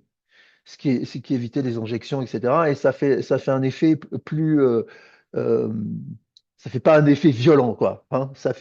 À un moment donné, plus on se trouve dans un état, et c'est un état. Enfin, moi j'ai testé, hein, enfin, je veux dire, j'en ai fumé de l'héroïne, et c'est un état dans lequel on a une très grande lucidité et il n'y a plus aucun sens moral. C'est-à-dire, il y a plus rien qui peut vous arrêter. C'est-à-dire, il n'y a plus de limites. C'est nos limites. Donc, je veux dire, le gars, il a son copain à côté qui se fait exploser la tête. Je veux dire, ça lui fait rien, quoi. On va faire les gestes qu'il y a à faire, mais je veux dire, il n'y a pas, il y a plus d'émotion, l'émotionnel ne fonctionne plus du tout de la même façon. Il n'y a pas de. Il faut tuer des gens, il n'y a pas. On tire, qui il faut flinguer, lui, on va terminer. Au revoir, salut. Et voilà. Et donc, voilà l'effet. Et alors, l'armée américaine était très, très, très, très inquiète de ce qui allait se passer quand ils allaient retourner, hein, au pays. Et en fait, 95% ont stoppé spontanément. Autrement dit, les gars, quand ils étaient dans la jungle, dans la guerre, en pleine jungle, ils consommaient de l'héroïne tous les jours. Et quand ils sont rentrés chez eux, ils ont arrêté, ils y ont plus pensé. Parce que le contexte n'était plus le même. Et ça, c'est un truc vraiment très, très important avec les addictions. Le contexte est fondamental. Si on ne transforme pas le contexte, l'addiction reviendra parce que le contexte a toujours raison. Et c'est pour ça qu'on fait un projet de vie aussi, pour que la personne transforme son contexte d'existence au fur et à mesure qu'elle construit son projet de vie. Elle est plus elle change de contexte. C'est fondamental. Et le dernier point qui est très important aussi, c'est l'idée de se protéger des situations toxiques. Pour les addicts, c'est de ne pas rentrer dans des situations toxiques, c'est de pouvoir les détecter et s'en séparer le plus vite possible, quoi. Et s'en éloigner le plus vite possible. Pourquoi? Parce elles les éloignent des priorités, les situations toxiques, hein. Surtout quand on a un projet de vie, etc. On tombe dans une situation toxique, ça nous sort de notre direction. Et c'est un facteur majeur de rechute dans l'addiction, hein, les situations toxiques. Alors, qu'est-ce qu'il y a comme situation toxique pour les addicts? C'est pas compliqué, hein. C'est être dans un contexte d'addiction d'abord. C'est-à-dire que si évidemment le gars qui arrête de fumer, s'il retourne au milieu des fumeurs sans fumer, il va pas tenir longtemps. Et pareil pour les gens qui boivent, les gens qui se droguent, les gens qui, voilà, hein, je veux dire, le jeu, si on s'est sorti du jeu, c'est pas pour aller retourner voir les autres jouer, quoi. Je veux dire, ça va pas le faire. Aussi être dans un contexte émotionnel stressant, c'est-à-dire très souvent les ruptures sentimentales, les choses comme ça, ou les pertes de boulot, donc les deuils, les séparations, les pertes de travail, pertes de maison, les choses comme ça, pertes de situation. Tout ça, c'est très, très, très stressant. Et très souvent, ça laisse des traces à court, moyen et long terme. Et il faut absolument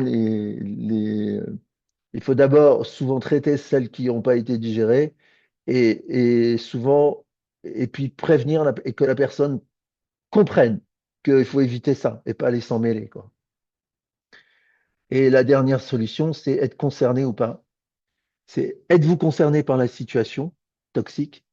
Et si vous l'êtes, qu'est-ce qui vous empêche de ne plus l'être? Alors, j'ai mis des gens qui font de l'aïkido là, parce que j'ai un ami comme ça, qui, il y a longtemps de ça, qui reçoit qui était, je crois, quatrième dan d'aïkido, et il reçoit une bourse de la Fédé pour aller étudier pendant un an au Japon, l'aïkido, avec des maîtres japonais. Et donc, il part au Japon et il revient un an après. Et quand il est revenu, évidemment, le premier truc qu'on a fait, c'est aller le voir et lui dire alors, qu'est-ce que t'as fait, quoi? Et, euh, et donc, il nous explique, il nous dit, ben, pendant les 6 premiers mois, on a appris à savoir si on était concerné ou pas. Je lui dis, quoi? Être concerné. Je lui dis, ça veut dire quoi? Ben, il me dit, c'est très simple. Il me dit, si tu as un coup de bâton qui t'arrive dessus comme ça, tu es concerné. Si tu as un coup de bâton qui arrive là, t'es pas concerné. Je lui dis, OK. Et je lui dis, ah bah oui, effectivement, je comprends, tu as un dixième de seconde pour savoir si tu es concerné ou pas concerné. Il me dit, c'est ça, c'est même moins qu'un dixième de seconde. Et tu dois tout de suite savoir si tu es concerné ou pas concerné. D'accord. Et les 6 autres mois, alors je lui dis, et puis il me dit, ben, les 6 autres mois, on a appris à, si le coup de bâton il t'arrive comme ça, tu es concerné. Et donc, si tu fais ça, il passe là et tu plus concerné. Et donc, du coup, j'ai dit, bah, OK, pour les situations toxiques, c'est pareil. Qu'est-ce qui vous empêche de plus être concerné? Autrement dit, vous êtes concerné par une situation toxique puisque vous êtes dedans et que vous êtes en face. Mais si vous êtes en fait de côté de la situation, vous êtes plus concerné. À peu près et on finit avec le système de valeurs, qui est vraiment la question à quoi accordez-vous de la valeur dans l'existence? Et les gens répondent. Et après, on fait un tri. C'est-à-dire, quelle valeur a le plus de valeur que les autres? Et on va faire une hiérarchie comme ça. On va mettre en haut la valeur la plus importante, puis la moindre, etc. Et on fait un classement de valeurs. Et c'est ça un système de valeurs bien ordonné, c'est que les valeurs, elles sont classées par ordre.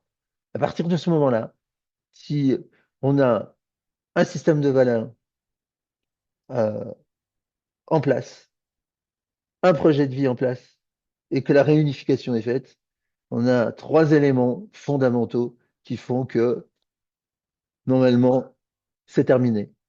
Si, et non seulement c'est terminé, mais souvent même, c'est tellement terminé, mais que même quand les gens ils rencontrent des accidents de la vie qui normalement les auraient fait replonger, ou même quelqu'un qui a jamais été addict pourrait se mettre à picoler dans la situation, et ben, ou à se droguer, ou à faire autre chose, ou prendre des médicaments, ou je sais pas quoi, et ben, il le fait pas. Voilà. Et moi, comme ça, les retours les plus anciens que j'ai, c'est des gens que j'ai vus. Enfin, je les ai pas vus. Enfin, s'il y en a un que j'ai vu l'année dernière, il y a à peu près un an, et il était venu en 2007, quoi, en 2008, quoi. Donc, vous voyez, et le gars, ça fait combien ça, 2007-2008? Ça faisait 12, Ça fait 2008, 15-16 12. ans à peu près. Ouais, c'est ça. Et donc, on va dire une quinzaine d'années après. Et ben voilà. Et il était très content. Il m'a dit ah bah oui, il m'a dit ah, c'était vraiment super avec vous. Franchement, franchement, il m'a dit. Enfin voilà. Et puis il y a un autre aussi il y a quelques années qui est venu 13 ans après, qui est revenu me voir 13 ans après. Et lui c'était un problème d'alcool et pas de souci, pas de souci non plus. C'est les deux plus anciens que j'ai revus. Parce que bon en général les gens ils vivent leur vie et puis moi je n'en entends plus parler, hein. Donc, puis ils n'ont pas forcément de revenir sur le truc passé, quoi. Donc, c'est compliqué. Et pour avoir des témoignages aussi, c'est très compliqué. C'est- les femmes, elles écrivent, mais les hommes, pas trop. Et puis, alors, pour avoir des témoignages en vidéo, alors là, c'est- Mais ils n'ont pas ils envie. sont plus concernés. Ils sont plus Ils ont concernés. fait un pas de côté, donc Oui, mais en plus, voilà, il y a quand même un fond on n'a pas, il y a pas envie, ils n'ont pas envie de redévoiler ce passé-là, quoi, tu vois. Ah, tu vois, c'est comme des gens qui étaient accros à la pornographie, tu vois. Je pense pas que tu vas les voir témoigner pour te dire, ah, putain, avant, je regardais 2 heures de porno par jour, maintenant, tu Tu vois, Alors, tu sais que tu peux, avec les logiciels, maintenant, masquer, mettre une mosaïque sur le visage des gens pour pas qu'on les reconnaisse. Oui, oui, mais ils Ah, veulent ils pas ne quand veulent pas même, hein. faire, Hein. ils veulent pas faire de témoignages. Il y a un sentiment de honte et puis de C'est ça, vouloir oublier un petit peu la vie d'antan, en fait. C'est c'est ça. ça, c'est ça. Je le vois souvent aussi, en fait. Si, Ouais. je vais je vais avoir un SMS, un remerciement, etc. Mais quand il s'agit de faire une vidéo ou quoi, ça Ça passe. coince, ouais. C'est ça que ça coince, ouais. Coince. Ça coince beaucoup même. Ouais, ouais. Ben ouais, je crois que je vous ai tout dit là. Si vous avez des questions. Si tu veux enlever la dernière diapo, qu'on puisse, Ah oui, j'arrête. voilà. Voilà. Bah, écoute, moi j'ai le sentiment quand même que ces addictions, ces choses, ça repose, bah, ça se met en place sur des personnes qui n'ont pas une base solide, qui n'ont pas une fondation qui est stable.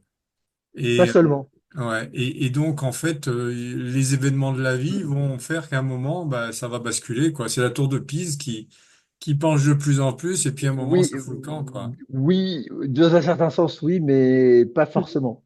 Pas toujours. Tu peux devenir addict par habitude, tu vois. C'est-à-dire par mimétisme. C'est-à-dire, tu te retrouves dans un milieu, les gens. Tu vois, par exemple, euh, en France, je vais donner un exemple. En France, il y a des règles de consommation. Je prends l'alcool, parce que l'alcool, c'est 50% des addictions en France, hein, grosso modo. Hein, 50%, et tout le reste, c'est 50%. Donc l'alcool, c'est numéro un. Hein. Euh, Même avant le tabac, hein, je pense. Je sais plus. Ouais, Plus ça ou se moins vaut. égal, ouais, Alors, je pense. juste pour l'anecdote, moi j'ai vécu une très grande partie de ma vie dans la commune de France qui avait la plus grosse consommation de vin par Par habitant, habitant. femmes et enfants compris. Mais en fait, c'est parce qu'il y avait beaucoup de mineurs qui consommaient beaucoup d'alcool parce qu'il faisait très chaud Ah bah oui. et pour avoir des calories, hein, pour travailler, parce que le métier était dur. Et puis, il y avait énormément de marchands de vin, donc Ah les bah ouais. statistiques étaient Ouais, bah oui. un peu faussées. Mais par rapport à ça, je vais donner un exemple. C'est que donc en France, on vous dit ah ben vous pouvez boire 2 verres par jour de vin. Ok? Bon, ok, pourquoi pas. Si vous prenez les recommandations de l'OMS, d'abord c'est pas par jour dans l'OMS, c'est 5 verres par semaine. 5 verres par semaine, ça fait pas 2 verres par jour. Hein. Et à l'international, les règles internationales, c'est ça. C'est 5 verres. 5 verres par semaine. Au-delà de 5 verres par semaine, on rentre dans une consommation à risque. Et à risque de quoi? À risque d'effets secondaires, c'est-à-dire à risque d'addiction et à risque de troubles cardiovasculaires divers et variés. Pratique. Mais tout ça pour dire que la frontière, elle est très très basse. Hein. Elle est extrêmement basse, la limite. Et alors, dès qu'on est au-dessus, si vous voulez, eh ben, ça peut prendre 10 ans, ou 15 ans, ou 20 ans. Et au bout de 20 ans, on se retrouve addict. Parce que si on consomme véritablement 2 verres par jour pendant 20 ans, je vous garantis que vous ne pouvez plus vous arrêter de les consommer. Hein. C'est très dur d'arrêter. Tu sais que Alors, dans les années 50, on servait du vin à la cantine scolaire bon, à la cantine scolaire, je n'ai pas connu, mais à la maison à table, oui. et aux À la enfants. maison, moi, quand j'étais gosse, j'avais de l'eau et du vin.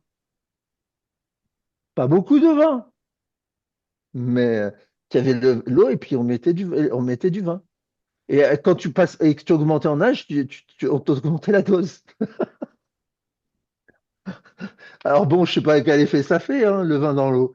Mais moi, j'ai bu de l'eau et du vin pratiquement, je sais pas depuis quel âge, mais peut-être l'âge de 5 6 ans, ouais. J'en sais rien. Mais oui, j'avais droit à boire de l'eau et du vin. C'était considéré comme un fortifiant, le vin. En Belgique, on avait la bière de table, Bah en, oui, en primaire déjà. Voilà. c'est ça. Mais il y avait aussi, c'est dans le nord de la France, ils appelaient, comment ils appellent ça? C'est la petite bière, non? Il La y a un pied truc de comme bœuf. La pied de bœuf, c'est une la bière. pied de bœuf. Pied de bœuf, c'est une bière faiblement alcoolique, faiblement à 1,5 degré quand même, mais c'était servi dans les écoles. Ah oui, pour les gosses, quoi. Une bière sucrée qui passait bien. Ah ouais, Ça fait partie de la culture, ça fait partie du terroir, ça fait c'est partie. ça. C'est Tant le l'envie. vin fait partie du terroir français, la bière fait partie du terroir belge. Voilà. Et ben, ils imaginaient pas, je pense à l'époque, ils étaient en train de créer des générations d'addicts par rapport à l'alcool, hein. Bah C'est oui, l'environnement, hein, c'est... C'est c'est ça. ça. Dans le, Et dans l'environnement. bon, ah, il faut dire qu'aussi en France, le vin était moins fort, hein. C'était du 9 degrés, hein. Le vin de Ouais, table, le vin de table de consommation courante, c'était 9 degrés. ouais, mais quand même, quoi. Oui, ah bah oui. Mais moi, j'ai vu des scènes comme ça. J'ai vu des scènes où les mecs ils buvaient du 9 degrés dans la scierie de mon beau-père.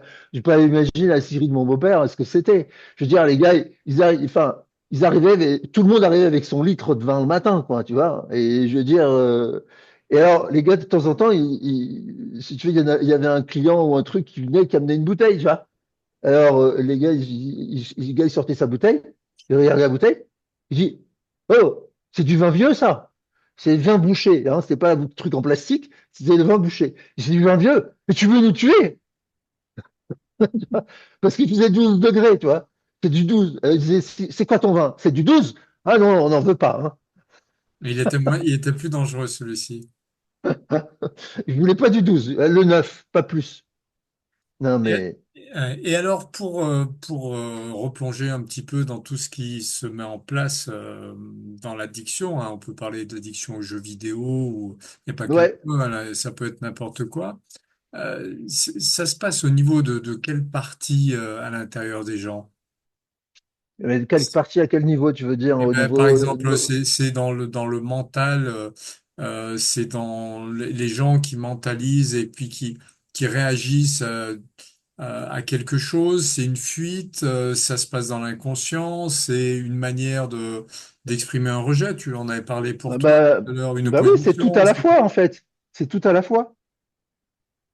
Parce qu'il y a une satisfaction aussi, si tu veux, parce que tu es dans un univers dans lequel les gens qui jouent aux jeux vidéo, ils développent une expertise, tu vois, et ils réussissent dans leur job, tu vois.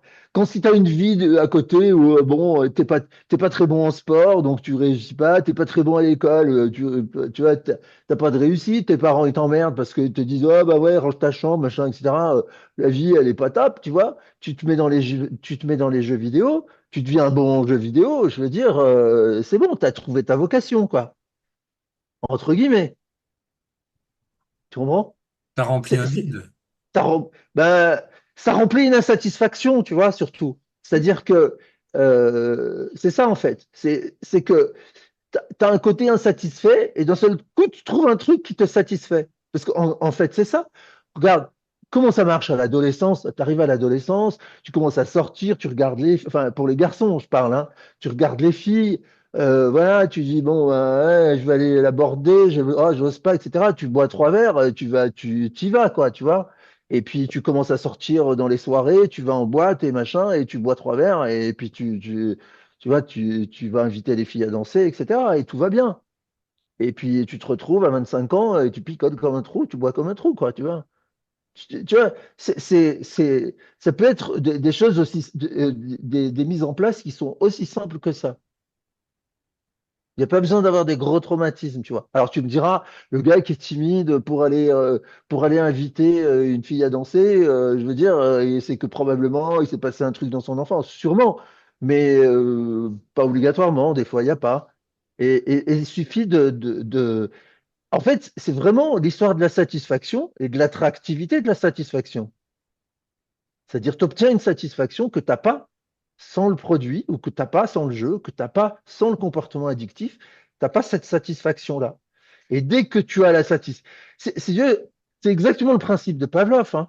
Parce que les gens disent, euh, pensent qu'il faut plusieurs fois, que c'est un entraînement. Pas du tout. Je veux dire, un chien, tu lui amènes la gamelle, tu sonnes la cloche. Je veux dire, il a compris dès la première fois. Tu renvoies la gamelle, tu ressonnes la cloche, il va se mettre à baver tout de suite. Il a tout de suite associé la cloche et la gamelle. D'accord? Et ben, dans l'addiction, c'est pareil, hein. Tout de suite associer les deux, la satisfaction et le comportement ou le produit.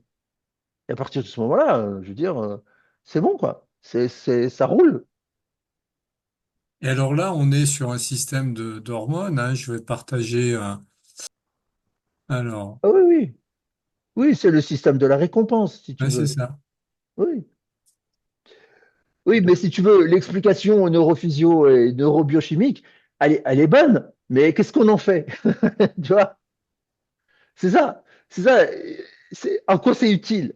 Tu vois, si, ils ont décrit un process, bien sûr, mais en quoi c'est utile? Parce que sachant que dans le cerveau, si tu veux, on ne peut pas envoyer des neurotransmetteurs. Enfin, je veux dire, les neurotransmetteurs, je veux dire, il y a une barrière encéphalique qui empêche tout un tas de molécules de rentrer dans le cerveau. Et donc, il y a tout un tas de produits que tu peux pas envoyer dans le cerveau pour corriger quoi que ce soit, tu vois. Et c'est tout le drame de la recherche toutes les drogues, tous les médicaments anti-addiction, c'est que bah, tu n'as pas beaucoup de marge de manœuvre. Alors, il y a des gens qui ont essayé d'envoyer des précurseurs de certains neurotransmetteurs, et puis que ces précurseurs-là, en admettant qu'ils vont se combiner pour créer le neurotransmetteur en question. Mais tout ça, c'est pas vraiment, c'est pas garanti, quoi. C'est pas garanti. Il y a des Alors, études actuellement sur la psilocybine, hein, la psilocybine qui provient de champignons, Ouais, euh, qui donne des résultats assez intéressants sur tout ce qui est addiction. Et qui tout doucement commence à venir dans le fait que ça pourrait être accepté comme un médicament contre les addictions et notamment l'addiction sur l'alcool. Je ne sais pas si vous avez déjà entendu parler de ça. non, Euh, moi je me méfie beaucoup à l'idée de soigner une drogue par une autre, tu alors, vois. si, je crois il y a un psychiatre français, euh, Ouais, comment il s'appelle déjà Chambon, Olivier Chambon, ouais, ouais. qui est sur Lyon, qui travaille beaucoup avec ça. Mais c'est connu depuis un moment. ouais, Ça permet également de résoudre les problèmes de dépression. exactement. Et j'ai l'impression que ça va créer des connexions entre des choses qui sont séparées, hein, qui sont vidées, que les gens ont perdues suite à leurs difficultés. Ça va reconnecter certaines parties de la personne. Mm. A priori, ça a l'air de fonctionner. Mais bon, je pense que c'est bien si on peut aider les gens comme ça, mais je pense que tant que les personnes n'ont pas résolu leur histoire de vie Absolument. et tous C'est les ça. traumas qui l'ont jalonné, ça va être compliqué quand même. Bien Mais sûr. nous, quand on fait la réunification dont je vous parlais tout à l'heure, qu'est-ce qu'on fait? La seule chose qu'on fait, c'est qu'on recrée du lien. On recrée du lien neuronal entre des zones du cerveau, des réseaux de neurones qui n'en avaient pas. C'est ça qu'on fait. C'est on Mm. crée du lien synaptique, en fait. Mm. Et on crée des liens synaptiques sans produit. Parce que, c'est, moi, je, je, je suis très, très réservé à cette histoire d'utiliser des drogues pour résoudre ce genre de problème. Je vais vous expliquer pourquoi. Je ne connais pas, enfin, je ne connais pas de médicament qui guérit. Je connais des médicaments qui soignent, mais je ne connais pas de médicament qui guérit. Vous prenez un médicament, ça vous soigne, mais ça ne vous guérit pas. Sur des maladies comme ça, sur des troubles comme ça, qui sont des troubles chroniques, qui sont installés dans le temps, vous avez des problèmes cardiovasculaires, vous prenez un médicament, vous le prenez à vie, quoi. Il vous soigne, vous êtes en pleine forme, mais ça ne vous guérit pas. Vous arrêtez le médicament, ça revient. Oui, Et ça comble le déficit simplement, hein. ça comble le déficit. Voilà, ça comble le déficit. C'est pour ça que je suis très réservé. Alors, je sais bien, même en hypnose, il y a plein de gens qui s'emballent sur ces trucs et tout. Bon, je regarde, je dis, bah oui, allez-y, hein, mais bon, Euh, moi, j'y crois pas. C'est, je pense que enfin, je veux dire, évidemment, ça peut soulager quelqu'un à un instant donné, si vous voulez, ça va le sortir de l'addiction. Mais après, qu'est-ce qu'on fait? Ouais, il va pas prendre la psylo pendant toute sa vie, quoi. Ouais, c'est ça le truc. S'il arrête de prendre de la psylo, les liens neuronaux, ils vont rester? Je sais pas. Je ne sais pas non plus, hein, j'ai pas vu d'études. Je sais qu'en Suisse, ils sont vachement en avant là-dessus, où il y a des résultats qui sont super intéressants. Après, je ne sais pas si c'est une prise permanente à vie ou si c'est une prise à un moment donné, hein. Sincèrement, je peux pas, je sais pas. Je peux pas me donner d'avis là-dessus parce que j'en sais rien. Voilà, c'est des études parce que je vais voir un peu à gauche, à droite, je recherche pas mal de choses. C'est tout. Vous voyez, quand on prend des médicaments, enfin bon, je suis pas, je suis loin d'être anti-médicament, mais ce que je veux dire par là, c'est que, vous voyez, quand on prend des antidép, par exemple, des antidépresseurs, il y a quelqu'un qui est en dépression, vous lui donnez des antidépresseurs, ok? Je veux dire, ça guérit pas la dépression. Je veux dire, ça soulage de la dépression, ça permet de faire un travail avec la personne en psychothérapie, de faire un accompagnement, etc., etc., et éventuellement de régler le problème de dépression. Et mais si on arrête quelqu'un qui est sous antidep, si vous lui arrêtez les antidep, il retombe dedans, hein. Ouais, non, Alors là, j'ai un article là qui dit que ça diminue de 83% l'addiction, mais obligatoirement accompagné d'un suivi psychologique. Ah Voilà. oui, Donc probablement ça donne un coup de fouet ouais, à un moment donné, mais si tu laisses en l'état, ça va repartir. ouais, ouais, Donc, bah oui. ça peut être une bonne entrée en matière à une prise en charge psychothérapeutique du type de celle que tu proposes Ouais, euh, ouais. pour aller combler les déficits.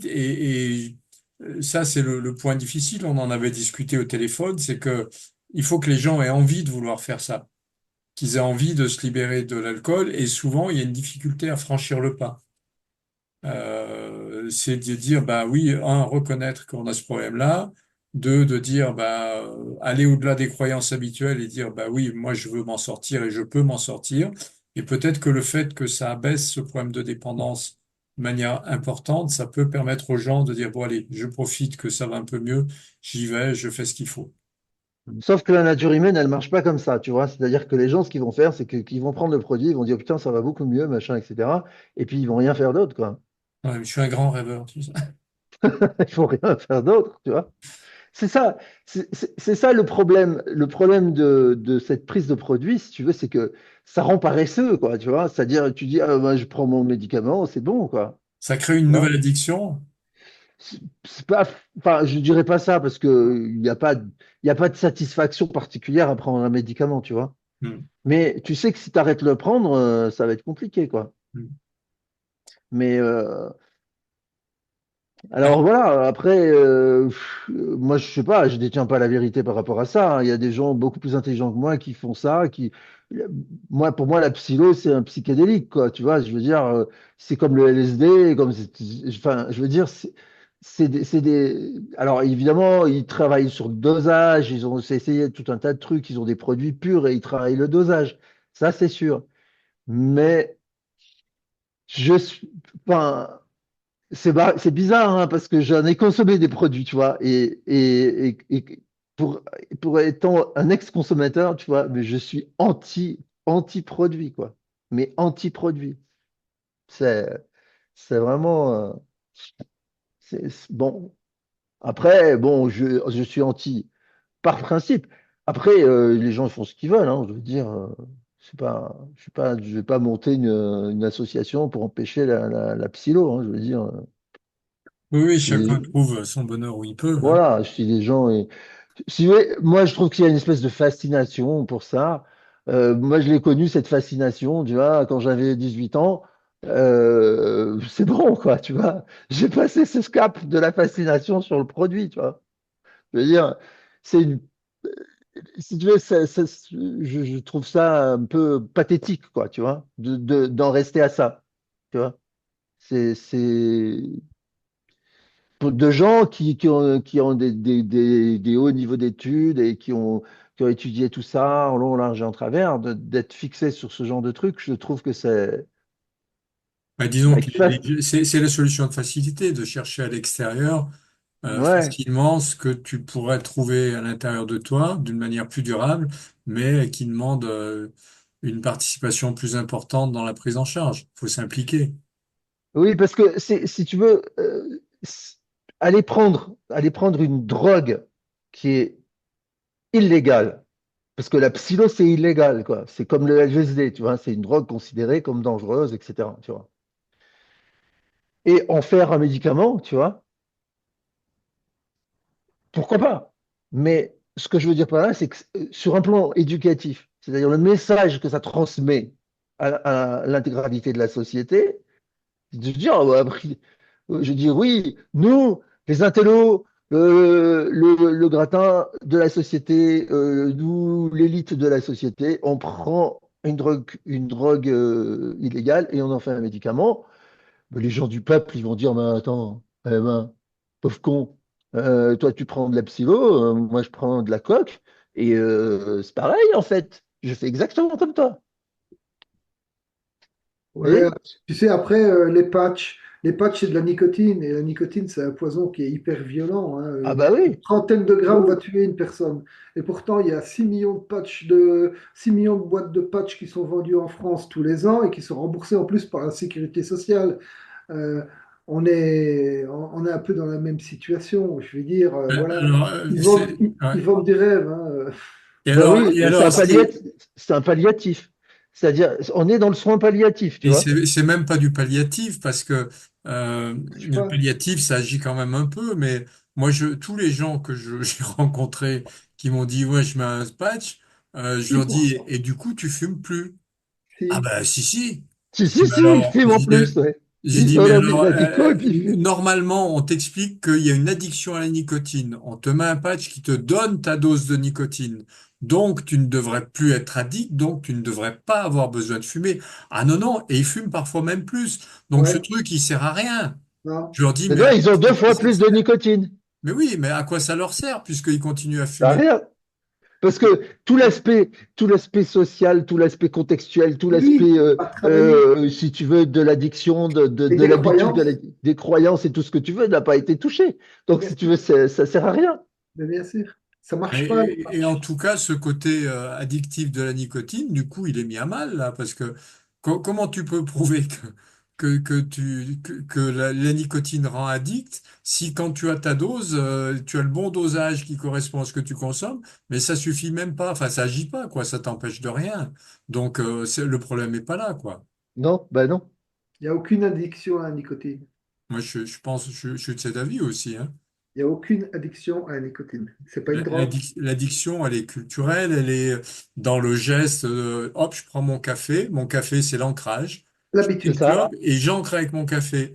Je C'est suis ça. avec des potes, je prends une cigarette et hop, j'ancre avec la discussion avec mes potes. Le social. Je prends une C'est ça. cigarette et j'ancre avec C'est l'engueulade ça. que je viens de me faire avec quelqu'un. C'est- c'est- mais c'est ce que je vous disais, c'est tous les déclencheurs du contexte qui, C'est qui, ça. qui, C'est le qui, contexte. oui, c'est le contexte. Mais il y a une technique, moi, que j'ai apprise comme ça avec Stephen Brooks, qui est une technique anti-tabac. Il fait, euh, le premier truc qu'il fait faire, c'est qu'il dit aux gens, bon, faites-moi la liste de toutes les cigarettes que vous fumez dans la journée. Et donc, ils font un tableau comme ça, parce que, bon, en général, les jours de semaine, c'est tout le temps pareil. Après, ça change le week-end. Et il fait un grand tableau, et puis il me dit, maintenant, vous allez me dire quelles sont les trois plus importantes cigarettes de la journée, etc. Alors, il y a la première, souvent celle du petit-déj après le café, tu vois, enfin, bon, voilà. Je sais Il y a pas. celle d'après le repas à midi, il y a bon, voilà. Et donc, et après, il prend toutes ces cigarettes-là, et il fait un brouillage, quoi. Hein, ce qu'il a appelé un brouillage, c'est une technique d'hypnose, de brouillage. Il découpe la situation en tranches, puis il mélange les tranches sous hypnose, quoi. Et les gens, ils sortent là, comme ça. Et voilà. Et donc, il fait ça sur toutes les cigarettes principales. Et bon, alors, c'est vrai que je trouve que l'idée est bonne, parce qu'effectivement, ça brouille le message, si tu veux.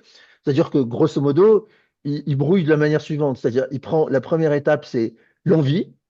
Ah, j'ai envie de fumer. Ok, d'accord, pas de problème. J'allume ma clope, la première taf, d'accord, ça c'est la deuxième phase. Troisième, quatrième, cinquième, là c'est celle du milieu. Bon, il y a celle-là. Et puis après, il y a la dernière. Et puis après, il y a quand j'écrase. Voilà, je me rappelle, c'est à peu près ça la séquence. Et donc, il définit comme ça ces quatre ou cinq étapes dans la séquence et il les numérote de 1 à 5. Et après, sous hypnose, il dit à la personne, ben voilà, donc il l'entraîne et il dit, bon, ben, quand je dis 1, tu te remets dans la première étape, quand je dis 2, la deuxième, etc. Et puis après, il mélange les chiffres. Donc, ce qui fait que les gens, ils passent par différentes étapes, mais dans le désordre, quoi. Et au bout d'un moment, ça brouille le truc. C'est-à-dire, ça a plus de sens de fumer, si tu veux. Ça a enlevé l'intérêt d'allumer la clope. Alors, mais je lui ai demandé, je lui ai dit, mais alors, c'est vraiment efficace ce truc? Ah, il me dit, ouais, ça marche, quoi. Mais il me dit, bon, et ça marche, pas tout le temps, quoi. Enfin, je veux dire, c'est pas une panacée, quoi. C'est pas une panacée, voilà. Oui, parce qu'il y a Mais tout on le pourrait. côté, il y a tout le côté émotionnel derrière les cigarettes, il y a les situations, les événements, Ah bah oui, oui. moi, j'utilise une technique holo que Benoît connaît, parce qu'il a été formé, mais quand tu pars sur les situations reliées à la clope, par exemple, on prend cet exemple, eh bien, émotionnellement, tu as des choses qui se passent au niveau de la personne et du corps, et tu vas remonter, et la personne va faire remonter des événements, des situations qui se sont passées. Et D'accord. quand tu as tout résolu le truc, eh ben, en tout cas, ce chemin-là, bah, c'est fini, quoi. Il y en a d'autres, parce que c'est toujours multifactoriel, hein, les clopes. Mais au moins, celui-ci est fini. Donc, si tu les fais un par un, tu les élimines tous, au bout d'un moment, il n'y a plus d'intérêt. Les gens trouvent fade. Parce qu'il n'y a plus la coloration émotionnelle, il n'y a plus la coloration traumatique, il n'y a plus la coloration joyeuse. Tout est désactivé. Donc ils prennent, bah, ça a le goût de rien, ça a le goût de foin, parce qu'en fait ils ont construit sur l'objet tout un cheminement Croyance. qui est la clé de leur plaisir à eux. Quand tu déconstruis tout ça, il n'y a plus rien, quoi. Bah C'est ouais, et puis surtout c'est que libre. c'est pas super agréable. Enfin, moi, je me rappelle, il y a 10, 12 ans, je fumais pas. Et j'avais arrêté de fumer longtemps avant, et peut-être 10 ans avant ou 15 ans avant. Et, euh, et je me retrouve dans un aéroport. Et je vais voir les trucs, et puis je vois qu'il y avait un rayon tabac et tout ça avec. Et je tombe, je dis tiens, des Monte Cristo. Donc c'est des petits les cigares, les mini Monte Cristo. Et j'avais fumé ça à une époque. Je dis oh bah tiens, je vais en acheter une boîte quoi, juste comme ça quoi, juste parce que c'était des Monte Cristo. J'achète ma boîte de Monte Cristo et et puis je reviens avec quoi. Et puis Et puis je lui dis, bah tiens, je vais m'allumer un Monte Cristo, quoi. Et j'allume un Monte Cristo, putain, j'arrivais pas à le fumer, quoi. Tellement Oui. c'était horrible, quoi. Et je me dis, putain, c'est des Monte Cristo quand même, tu vois. Je veux dire, en termes de cigares, c'est quand même, c'est du Havane, pur Havane, etc. C'est quand même bon. Mais bon, c'est des tout petits cigarios comme ça, là, hein. C'est pas les gros barreaux de chaise, mais c'est tout petit. Et donc, je me suis forcé à fumer Monte Cristo, les trois ou quatre premiers. Après, ça allait mieux, tu vois. Et puis après, j'ai passé 1 ou 2 ans à fumer des Monte Cristo. Et il t'a fallu du temps pour reconstruire l'environnement lié à ça. Ouais. Et donc, bon, après, j'ai réarrêté. Bon, j'ai arrêté facilement. Je dis, bon, allez, ça y est, j'arrête. C'est bon, ça suffit. C'est pas Et ça qu'il j'ai fallait arrêté. travailler avec toi, Bernard, c'est l'achat compulsif.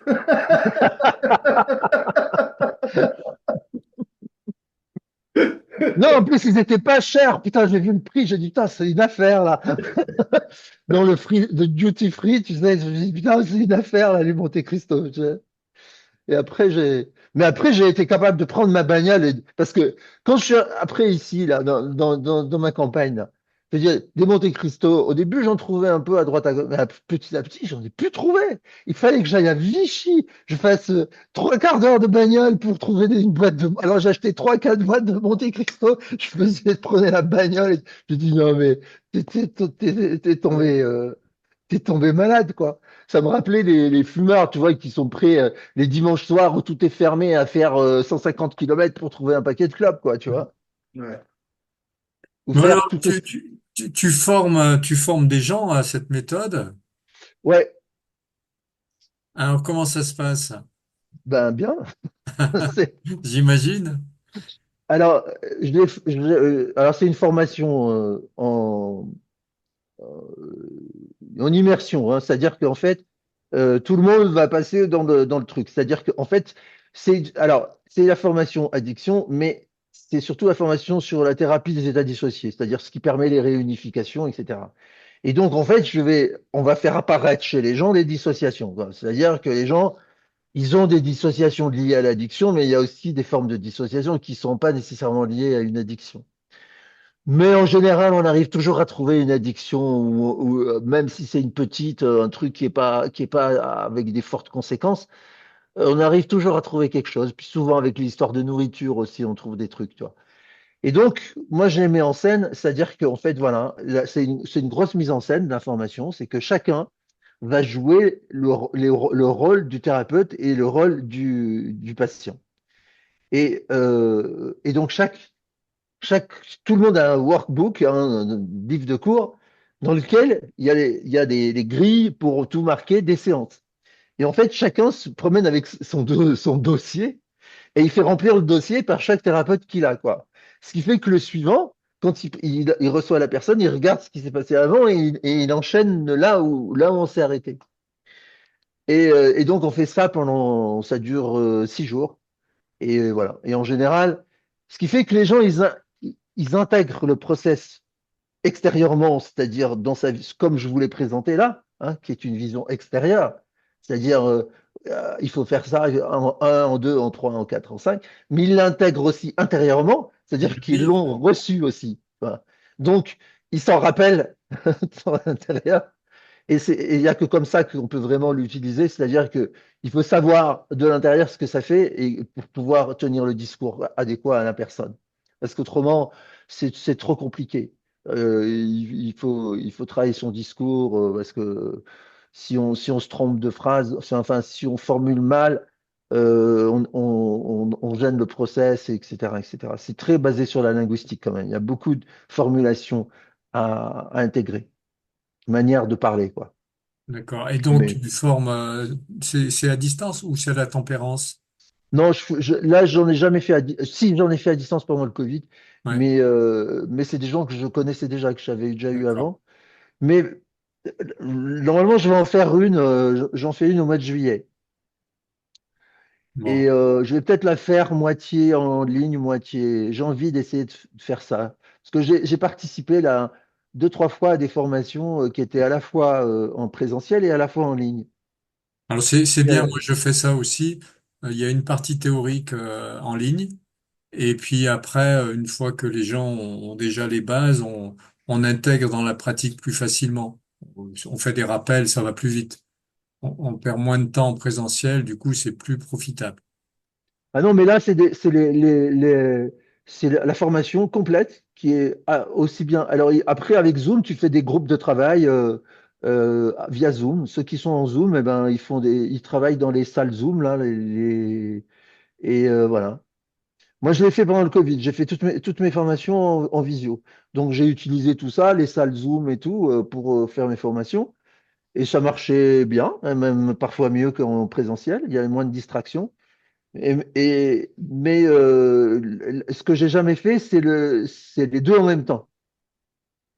Et je vais voir, je vais peut-être essayer. Ça demande un peu d'infrastructure au niveau vidéo, mais bon, j'ai tout ce qu'il faut, mais bon, après, il faut brancher les câbles, quoi. OK. M- Bon. Mais je Bah, vais écoute, peut-être faire ça. tu me feras passer les informations Ah oui, pas de que je problème. glisserai dans la vidéo.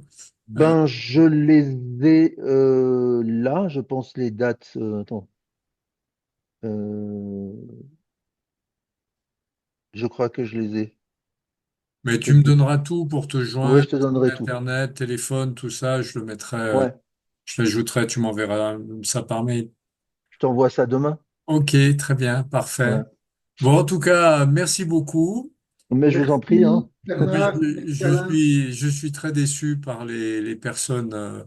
Il y avait pratiquement 50 personnes qui étaient intéressées, tu vois, mais on a eu des personnes très intéressées, c'était bien. Bah oui. Mais je suis bon, je suis pas si surpris que ça, hein, tu vois, qu'il y ait qu'il y ait peu de monde, hein. C'est un sujet, bon, voilà, les gens sont intéressés, mais bon, après, bon, Alors c'est, personnellement, moi je vais te dire, tous les gens que je connais qui sont hypnos par rapport aux addictions et notamment l'alcool, ils refusent systématiquement parce que c'est problématique. Moi je bah les oui, accepte et j'ai de bons résultats en règle générale. Ça fait quand même des années que je le fais, mais tous les gens, tous les hypnos, même vraiment des psychologues, etc., qui sont formés, non, ils refusent, ils refusent, ils refusent. Et donc ces bah gens oui, mais ils viennent me voir en disant, mais il n'y a personne qui veut me recevoir, c'est incroyable. Je pense que ça fait peur, en fait.